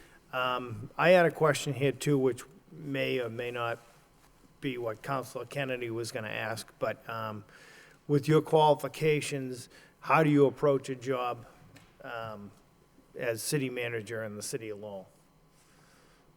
So what would your expectations be, and how do you think you would be able to come in here and make an impact? Sure. Look, you can't do this without a team effort and a team concept. That's the way I work, and I've said that, and I do it everywhere I go. Everybody has to be engaged, and I think that's important. I break our teams down into divisions, so to speak. We have the public safety, fire, police, DPW. We have our health, where we have the Board of Health, inspectional services, and I include the seniors in there. So those are just, and then we have our finance team, as I said earlier. And it's important to do that, so not only when you're meeting as a full department head meetings, we also have what we call our sub-meetings right in my office and go over issues that are concerning the public safety. We share services, and I think that's awful important. We meet, in fact, we met the other day just because we thought we may have had a major snowstorm, police chief, fire chief, and superintendent of public works. That's important as to the communication issue regarding what's going to happen during a storm, when do we start sanding and salting and things such as that. I myself, I am at the forefront of that. I am notified when the trucks go out. I talk with my superintendent of public works at the beginning of the storm and during the storm, when we close schools and/or close town hall. That's all important. Even during the storm back in February, met with my fire chief and police chief during the storm on that Friday while our superintendent was still out. But more importantly is this, and I said key things are communication, but is also listening. You get so much information at our bi-weekly meetings of the department heads because everybody finds out what everybody else is doing, and if we need more, we have them, particularly during budget time. We have them almost on a weekly basis. And we find that some services in one area can also serve the services in another area, so we don't have to what we call double fund. We also, and that's important, and everyone has to answer on financial issues to the accountant. The accountant is on top of everything. We have what we call a PO system too. So everybody knows what's going on. We call weekly printouts of what, and I get one of the whole community, of the whole town, but the department heads will get of what they're spending, what their expenditures are, and what they have availability left in their budget. But again, you said, how would I do things? It's going to be through everybody knowing what everybody else is doing. If you do that, it works, because then you find out what's going on in Council on Aging, maybe something that the Board of Health can help you to. Oh, let me give you an example. When you say, well, how does that happen? Our flu clinics are done by the Visiting Nurses Association through a grant. We include that in now with our Council on Aging, so the Council on Aging now gets their pneumonia shots, their flu shots, and What's the other shot that they may get, that they're all getting now? So, but if you all do that inclusive, now we've taken that off as an expense, which we used to run for years through our Council on Aging. So just simple things like that when you say, what are you going to do? We're going to have team concept here if I become the manager. And you, by the way, you, Mr. Leahy, and this whole board will receive weekly updates as to where the departments are, where we're going, what good things are happening, and where we are, have concerns. Thank you. I had a question about bond rating, but you seem to have answered that already. In a city like Lowell, we have quite a diverse community, and we take pride in our neighborhoods. Could you explain in a little detail how you might try to engage into the neighborhoods and take an appreciation for each, for the diversity that we have here in Lowell? Sure. First of all, you have to engage the neighborhoods, and you have to, the town manager has to, as I call, and I do this with my seniors, and I do it with the youngsters at school, has to report to those neighborhood councils to give them updates as what's going on. And I'm going to bring my police chief with me. I'm going to bring my council on aging director, whoever it may be, or I may bring my fire chief with me, and we're going to visit those on a monthly basis to give them an update of what's going on. We also should meet together, probably on a quarterly basis, all the heads of the neighborhood councils, to find out what's going on in different parts of the city, because what may be happening in one part of the city may not be happening in the other part of the city, but may help them. And that even happens in small towns, that what's happening in one area is not happening in the other, and it can be a benefit to them. And I think that's important. Again, it's communication. And you go on our website, our senior website, we have a newsletter that goes out. We also use the cable very well into getting information out to our different organizations. Good. Thank you. As you may probably already know, that the next city manager, one of a big responsibility will be to hire the next CFO. So how do you look at that challenge, and what might be your approach in hiring that position? Sure. When I hire an employee, particularly CFO, I'm going to engage the department heads into what they feel are the most important qualities in that person and what they're looking for to run that department. What are the strengths in that department right now, and what are its weaknesses? And what are we looking to strengthen, and what are we looking to continue to have strong? I think that's important, and make that all inclusive. It's important to engage everyone else before you make the final decision, even before you go out to look for that particular individual. It's a very successful way to make sure that it's all encompassing when you make the final decision and you have someone that wants to become part of that team. And that's what I'd do. But you'd also look for education and background and what kind of skills they have in dealing with people. Because that office is one of the busiest offices when it comes to payment of bills and engaging just not the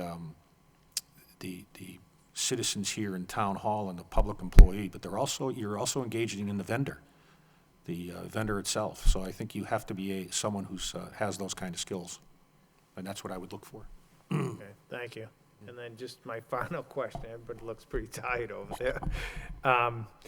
If you were selected as the next city manager, what would your first day on the job, what would your first week kind of entail?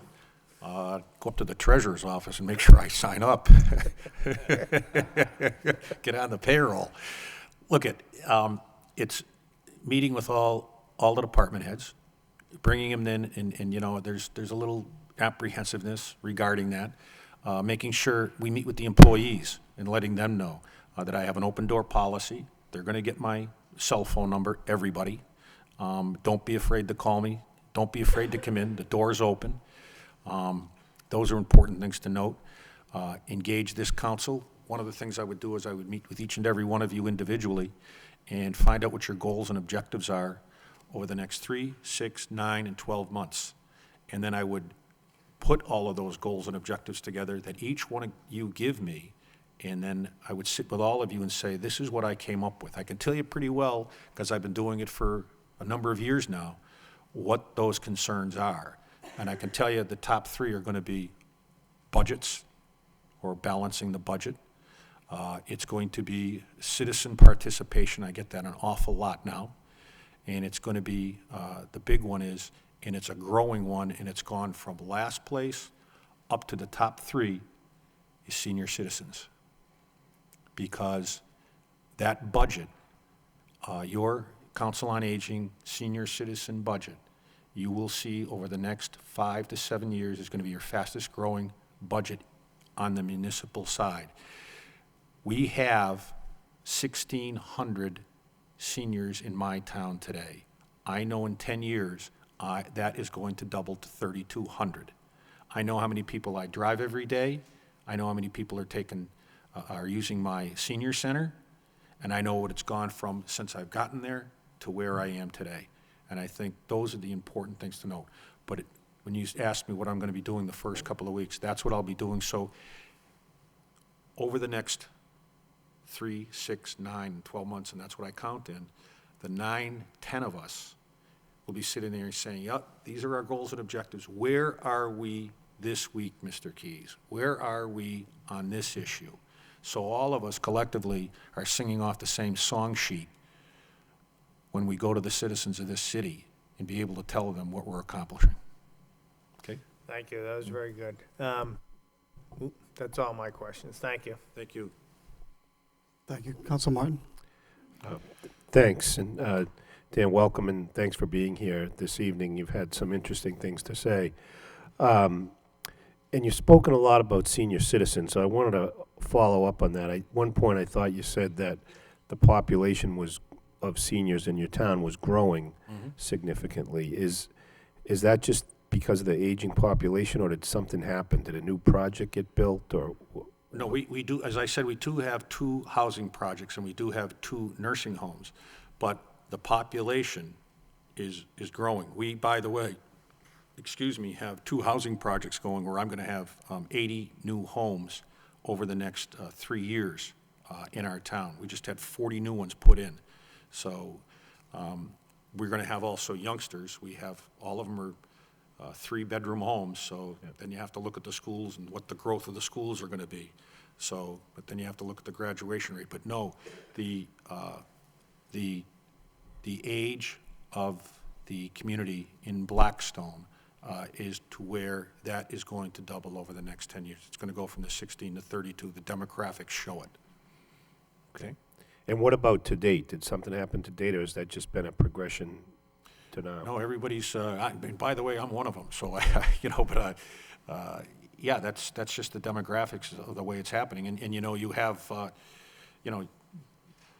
you have households now where it's just husband and wife.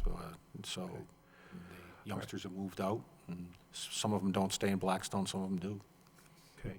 I think you also said that, and I know what Blackstone is, but I don't know a whole lot about, I've not done an in-depth study of your town, but I thought you said it was an old industrial town. Yes, it was. So are there mill buildings and things that? Yes, but, and they're old. Some have been torn down. In fact, just to give you a quick history of the Blackstone River going along there, and the mills would be along there, and they'd use the riverbeds. In fact, that all had to be cleaned up. EPA came in about 10, 12 years ago, as it did in a lot of communities, cleaning up that river. So yes, that's what it was. So here, we have a lot of mill buildings. Most of them are protected as part of the national park. And we've had a lot of success with reuse of those buildings. Probably come close to 95% of them are now renovated in active use. Do you have any, and you said some are torn down, but any sort of rehab projects like that in your town? No, they did not. No, there is no rehab projects. So not even into residences or anything No. like that? No. So what They were, happens? a lot of them were torn down. you know, back in the 70s. But, And what's come of those sites, not industry, right? no, there's no, it's all, a lot of it is just open space. A lot of it is just running along the riverbank. In fact, we had some problems with flooding where they had to come in. The Army Corps of Engineers had to come along part of those banks and had to fix some of those areas, so, along the river. Okay. You've had sort of, let me ask, you also talked about departments having zero growth in their operating budgets. How do you do that? I mean, to me, just fuel and energy costs alone make that a real challenge, and maybe there are other rising costs. How are you able to combat? What we did with operating budgets, and, you know, you're saying energy, we have centralized our building and maintenance, so it comes under our office, so we control those costs. Also, we had, when you talk about energy costs, we had National Grid come in and do an energy assessment of all our buildings, and we've retrofitted, just did a couple of adjustments as to what we have done, and now we're doing a new HVAC system in our program too, but we've controlled the cost by taking them in ourselves, and more importantly, taking them out of their budgets so it doesn't show a reflection of their budgets being increased at all. My maintenance budget will increase overall right now, we think, of about 5%, and that's only because of the heating, because of this past winter. With that said, we're going to still, we think, level funded. We haven't, but, and I said as I said, there were a couple of things we haven't done, but more importantly is just take that out of our reserve fund, pay the difference if we don't have it out of another line item in our building maintenance budget, and forego maybe a repair that we thought we were going to do in the spring and push it over into the next fiscal year, hoping that next winter be a better winter. So that's the way you do things. And you can sustain that for so long, and then you have to say, okay, we have to do a little something different. But we've been able to do that over the last 3 years. Okay.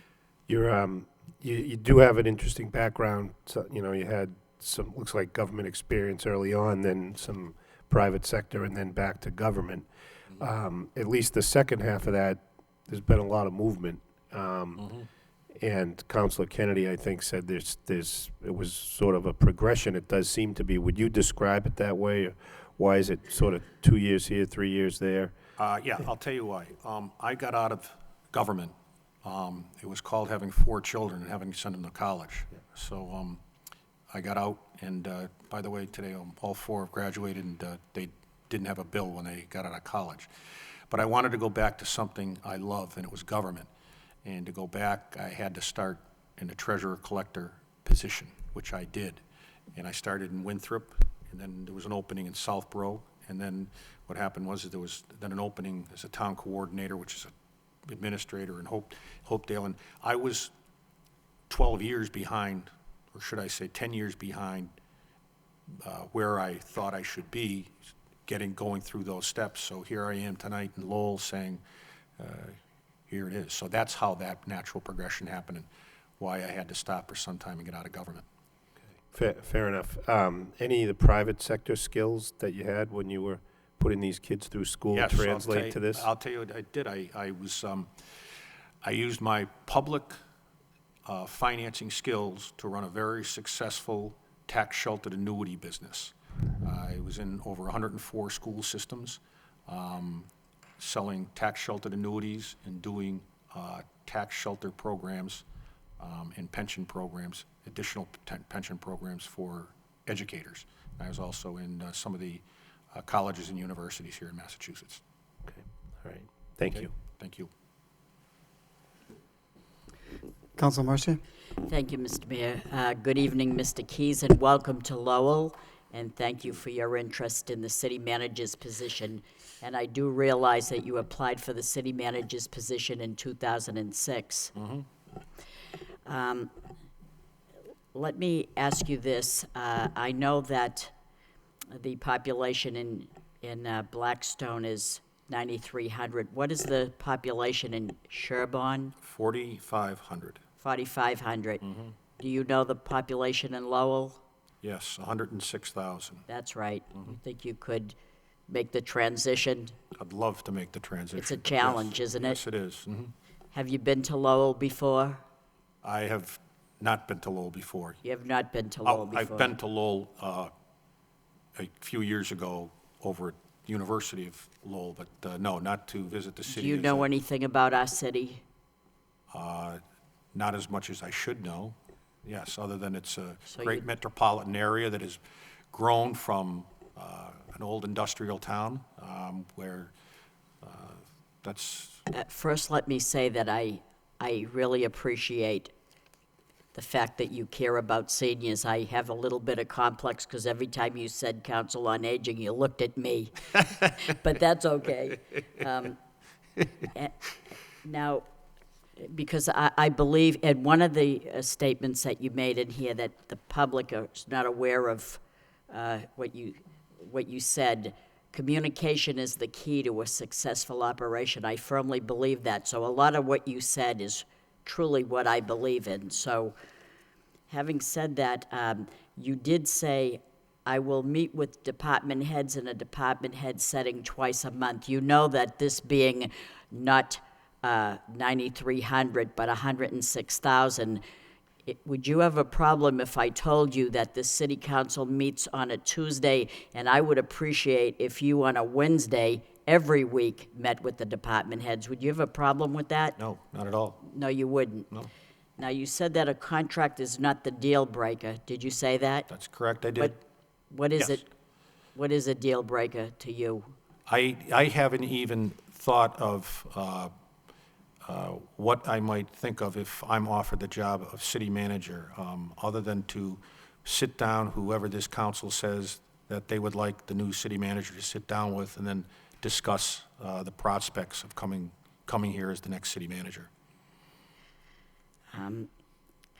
Well, I'm just thrilled at the many things that you have said. Do you know of any problems in the city of Lowell, any major problems? The city of Lowell does have the same problems that other cities this size have. There are problems regarding housing. There's problems regarding public safety. I saw, just watching and listening to some of the people that were before this council the night before, telling them what their concerns were in looking for a new city manager. They're concerned about the finances and the taxes. They're concerned about living on fixed incomes and what that cost is. They're concerned about the hidden fees.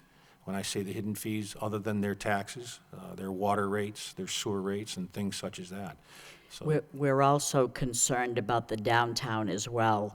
We at one time had a vibrant downtown. Downtown is not just for business, it has become a neighborhood as well, with a lot of properties being converted into housing. We have a lot of empty storefronts downtown, and I'm wondering, what could you do as a city manager to market that, to bring people and businesses to the downtown, to fill a lot of these storefronts? Would you have any responsibility to that? well, I think you have to, and what I have done, you have to engage the Chamber of Commerce, and you have to engage the neighborhoods in those areas, and you have to engage the businessman, and you have to make it, you have to give them incentives, whatever it may be, to bring business in. Also, you have to look at those buildings to see if they're still on the tax rolls. Are they behind in their taxes? And what kind of incentives are we going to give them? And then what kind of growth do we want in those areas? I think that's important to note.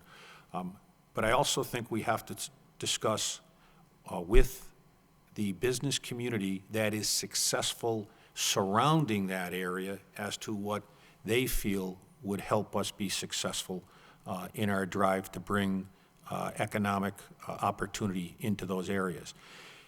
The only way people are going to come back to the downtown is if the downtown is safe. We have to make sure it's safe, and that's one of the touchstones as to making sure that businesses will come back into the community. And I think those we have to talk about. That's a good segue, because you can do all the marketing you can for a city, but if there's a perception that there's no safety here, then nobody's going to come here. So having said that, there's a scenario here that we don't want to raise taxes for those on a fixed income. There's quite a few people in this city on a fixed income, but yet we know that we need more public safety and we need to hire 5 more police officers. How do you think we could do that without raising taxes? How would you? You know, first of all, just to look at it and just say, we need to hire 5 new police officers, and where are we going to get the money? Then we have to look at the whole budget. The other thing is we have to look at the ages of what the police officers are now, and what are the retirement ages, and who is going to retire when. It may take us 2 years or 2.5 years to get those 5 more police officers on. It may, we may not be able to just do all 5 at once. I think that's important. But I'm gonna have to get the chief, and I'm gonna have to get his deputies in and say, look, we've got to put 5 more cops on the street. How do we do it within your budget? You show me if you can get me 1 or 1.5 police officers out of your budget, I can get you the rest out of the rest of the budget.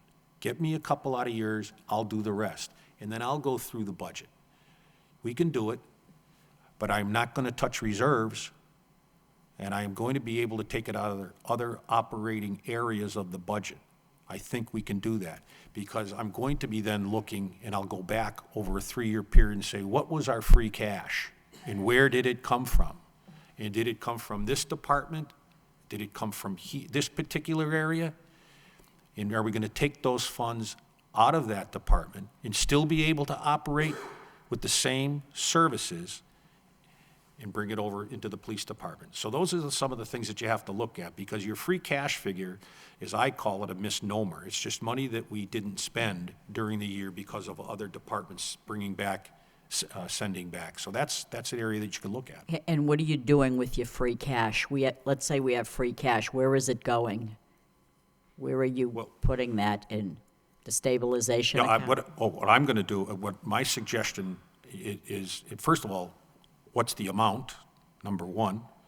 And number two, what do we need for capital items? I think we have to look at that. And what is our capital plan?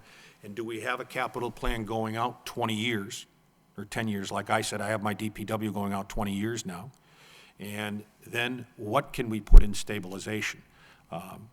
Because that's important to make sure you have a vital reserves. There's no question about that. Do we put any in the pension fund? Well, hold on. I think that's a discussion that, number one is, what's your OPEB?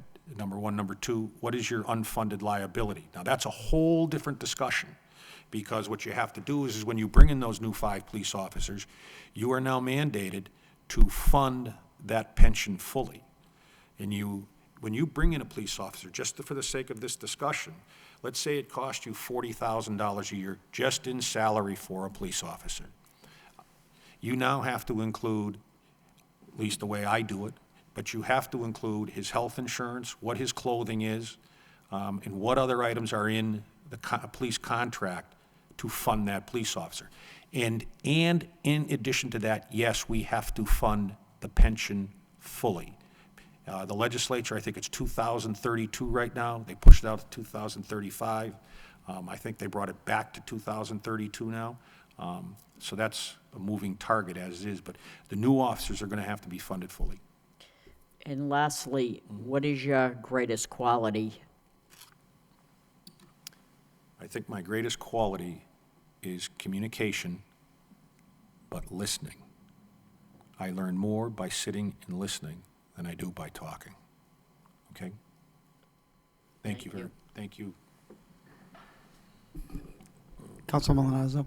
Thank you, Mr. Mayor. Welcome, Mr. Keys. Thank you. Let me begin by saying that in looking at your resume, I just want to say that I respect the professional journey, if you will, that you've taken to get to this point this evening, excuse me, as well as your educational background. But when we look at the city of Lowell, which is the 4th, as you know, the 4th largest city in the Commonwealth, with a budget of $300 plus million dollars. Our school budget alone is in excess of $150 million. And then you look at Blackstone, where the general government budget is $21 million. So we're 15 times, again, I don't know what the school budget is in Blackstone, but we're 15 times the size of the budget that you're used to working within now. What would you say to this council to convince us that you're ready to take this leap? I mean, it is a leap. I mean, let's be frank. I mean, there's 9,300 people live in Blackstone. There's 106,000 here. We have a budget that, like I said, is 10 to 12 times the size of the budget you're used to dealing with. What would you say to this council to convince us that you would be a good fit in this position? Sure. I think the training that I've had, wherever I've gone, we have balanced the budget. We have done it in a methodical way. We have done it with forethought, and we have done it with input from all the departments in all the necessary neighborhood organizations and/or groups that we have had to deal with in putting a budget together, including the schools. Whether it be a $21 million budget or whether it be a $150 million budget with the schools, the concept is the same. In the skill set that you have to have has to be the same, whether it be a small budget or a large budget. There are communities in the Commonwealth that I would have loved to have gone into that were having serious financial problems because of their spending habits, because of the inexperience that some of those individuals had, and should I say the free willy spending that some participants had in those areas. I will not allow that, whether it be here or anywhere I go. I will not compromise my principles for the purposes of spending money that should not be spent. No matter where I've gone, from county treasurer into the state and back into the municipalities, I've never done it. And I won't do it when I come to Lowell. We will balance a budget. We will be financially secure when I leave here. Okay? Thank you. I don't know if you've had an opportunity to look at the proposed FY15 budget, but we do currently have about $39 million in reserves through various accounts, free cash, stabilization, Chapter 17, and so forth. Would you be willing to recommend to this council, in lieu of a tax increase, say to this 3.5% that we're looking at in FY15, to actually spend down some of that money? Based upon what you just said, I would say probably not, but I just need to hear you say that based upon the fact that we may not have an appetite to raise taxes, would you be in a position where you'd ever recommend that we would look at the reserves that we currently have and use those to offset a tax increase? I think there's a couple of things, and I have to be fair with you, because I'm not going to sit here without scrutinizing the budget and sitting down with department heads and going over every department and then saying there has to be a reason why we would have to raise taxes, and there has to be a reason why I'm going to take money out of reserves. I think that's important to note. And before I come before any board, whether it be this city council or my board of selectmen or a finance committee of any kind, we are going to make sure that that is the final answer that we have before we can do anything.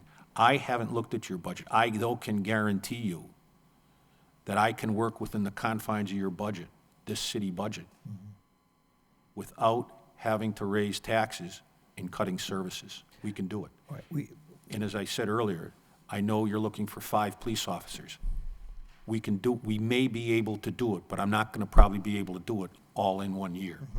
And I think we have to look at those kind of things. And I think we have to look at the operational budget in the personnel, and are we going to, in other areas, are we overloaded, and are we utilizing some of the places? By the way, cross-training, I want to talk about. I'm a huge cross-trainer. We cross-train everywhere I've gone. I have moved people from departments when I had a real problem, just in Blackstone. moved an administrative assistant out of the DPW and sent her right up to the town clerk's office because we had some issues. I have moved people from accounting to treasury to assessors. We can do those kind of things. And I think it's important to cross-train so people know what other people are doing, particularly in the financial department and inspectional services. I have a person, I think she ought to be on Broadway because she works in inspectional services, Board of Health, and she does the plumbing inspections, the electrical inspections, all those kind of things. And those are the kind of things, and it's just training, paying people for what they're worth, but more importantly, utilizing people. Okay, you go. Thank you. And one other thing we my did. my last question, oh, I'm sorry. And one other thing we did, by the way, we cut the health insurance. One of the things is that new employees are now paying 65-35, and I hope to lower that as when we negotiate more new contracts. So the old ones are 75. When we could talk about that if we were bringing in new police officers. I do not know what the contract calls for, but that could be something we could talk to the union about. Okay, thank you. My last question has to do with cities and towns across the Commonwealth looking at some services in an attempt to regionalize how those services get delivered. And I'm just wondering if you've done any of that in Blackstone, and if you have or have not, do you have any thoughts as to what types of services could possibly be regionalized, be it dispatch services or ambulance service or what? We have agreements with the different municipalities, including Woonsocket, regarding our ambulance and regarding police. But we do not have one regarding dispatch. And yes, we have looked at it. We are going back to look at regionalizing our transportation, which I earlier said we didn't because it didn't work. But those are things, we have a regional school system. So we have to work with other municipalities regarding that. Yeah, I agree with regionalization, but I'm not going to give away the store for the purposes of joining regionalization, and then I wind up paying for it. And that happens sometimes, and I think that's important to note. So what's in it for me? Do you know what I'm saying? I don't mind working with you hand in glove, but I'm not going to give you my hand and the glove. So I think so we have to make sure that it works for us. Okay. Thank you. That's all I have, Mr. Mayor. Thank you, Councilor Milonazo. Councilor Rourke? Thank you, Mr. Mayor. Mr. Keys, how are you? Thank you. How are you, Mr. Work? Good, thank you. You certainly said some very interesting things this evening. A question I did have by reading your introduction. What is your rule book for collective bargaining? Just looking at your thing, it does say. No, it says, you have a no, rule no, book it and then- says, yeah, no, I consider the collective bargaining agreements, the rule book. If employees, i.e. the police, or a union comes in and has a grievance, and/or a complaint, let's go to the collective bargaining agreement. Let's see what it says. I'm not gonna waver from the rules that we set down at the bargaining table and we all signed, it was all voted on, and it was agreed to. I play golf, you don't waver the rules. I'm not gonna waver them now. You can wait till the next negotiating contract. Or if we're gonna have that kind of a conversation, we're gonna enter into negotiations, and I'm gonna make sure that the municipality gets something back in return. And before we finalize, it would have to come before this council to make sure that we agree. Okay? Also, you had said that you not only do one-year budgets, you go up to 3 years. That's correct. Of budgeting. What's the predictability of going 3 years out on I guess, the town of Blackstone? How long have you been doing that, I guess, would be the first question. Then what's the, your rate of correctly predicting what that third-year budget would be? Sure, let me tell you what it does. Anywhere I go, I want 3-year budgets, and I'm gonna do it if I come here. It gives me a barometer as to the way that department head thinks and to the way that department head wants to run their program. And they have to come in to me and tell me, how did you get, just for the sake of this discussion, how did you get from $1 million in FY15 to 1.5 million in FY '18. And how am I going to explain this through, and how do we get there? Well, we have growth, whether it be in Council on Aging, or I need 3 new cruisers, or I need the 5 new police officers. I don't like surprises. I want to be able to know that I can start to prepare 3 years out for those 5 police officers. We should be able to say, I've just hired another new police officer in Blackstone, but a year ago, my chief told me, I'd like to have another police officer in another year. So we're able to plan for that. But more importantly is that I had my fire chief just tell the Board of Selectmen, I says, present the 4 new firefighters. You're not going to get it, but present it to them. I want them to know what's going on.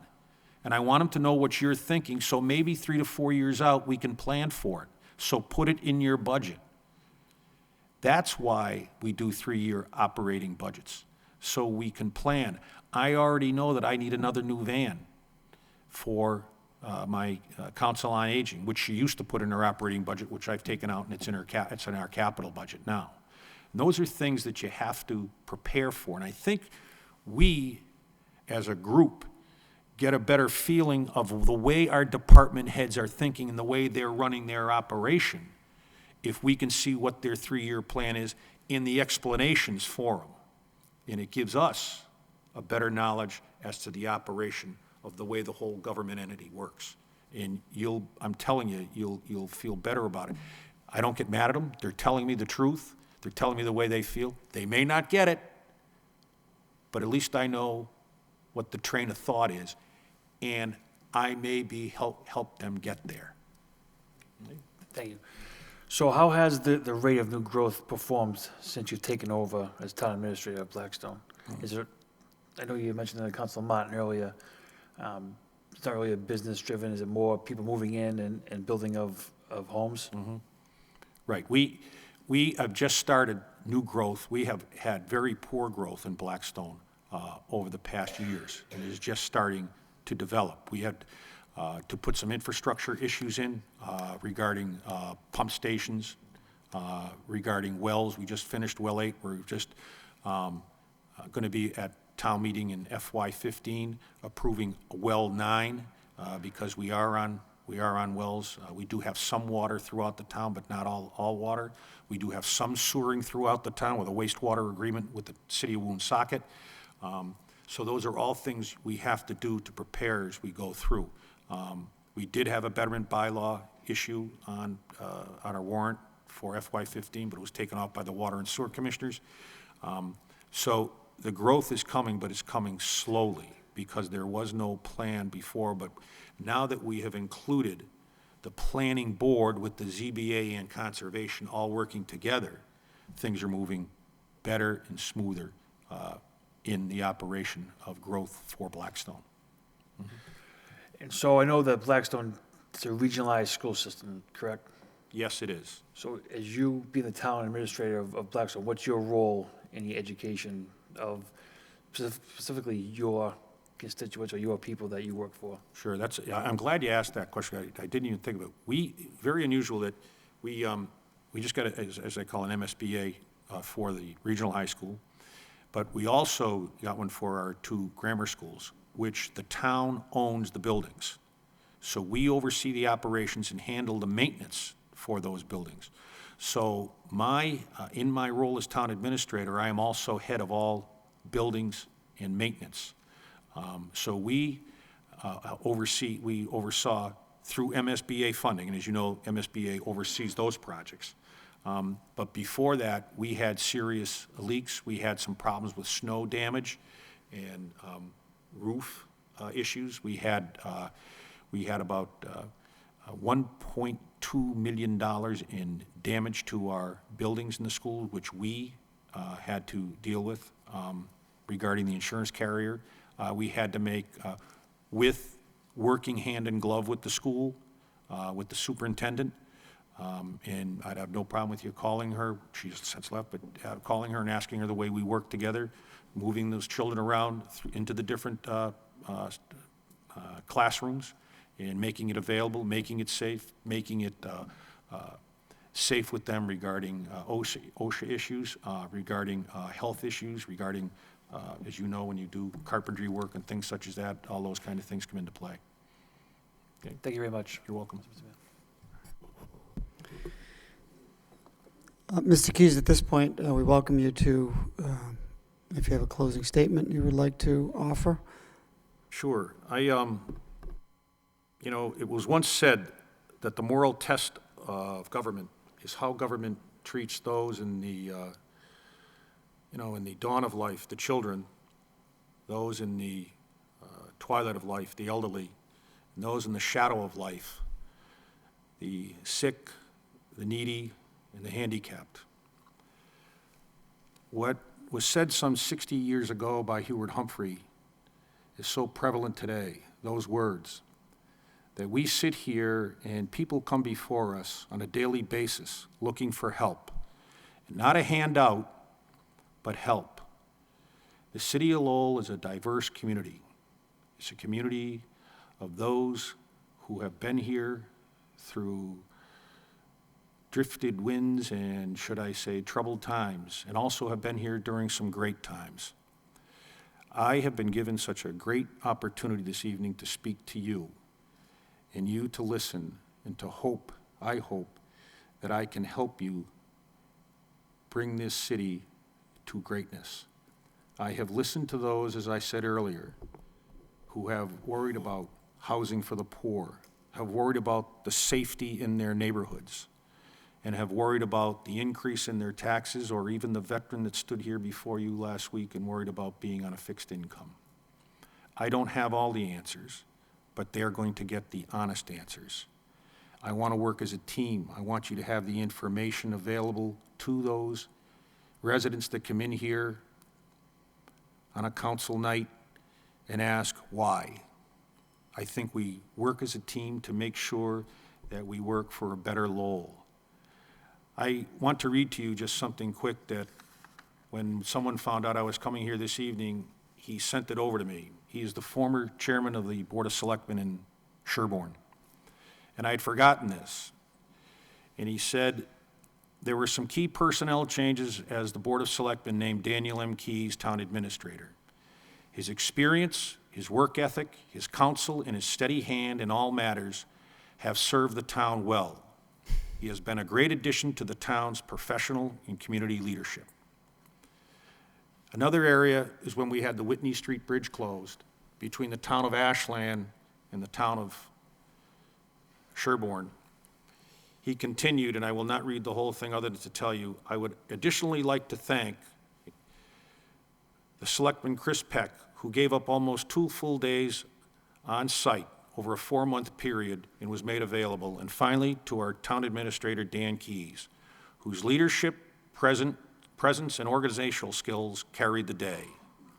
That says it all. Experience, know-how, and work ethic. I will make sure if I come here, as I have been on any venue in my life, whether in my personal or public life, I will make sure that I will make you proud of me being your city manager. No matter who you are, no matter what you are, no matter what your lot in life is, your religious affiliation, your sexual orientation, or your religious beliefs, you will be welcomed here in Lowell City Hall. Thank you.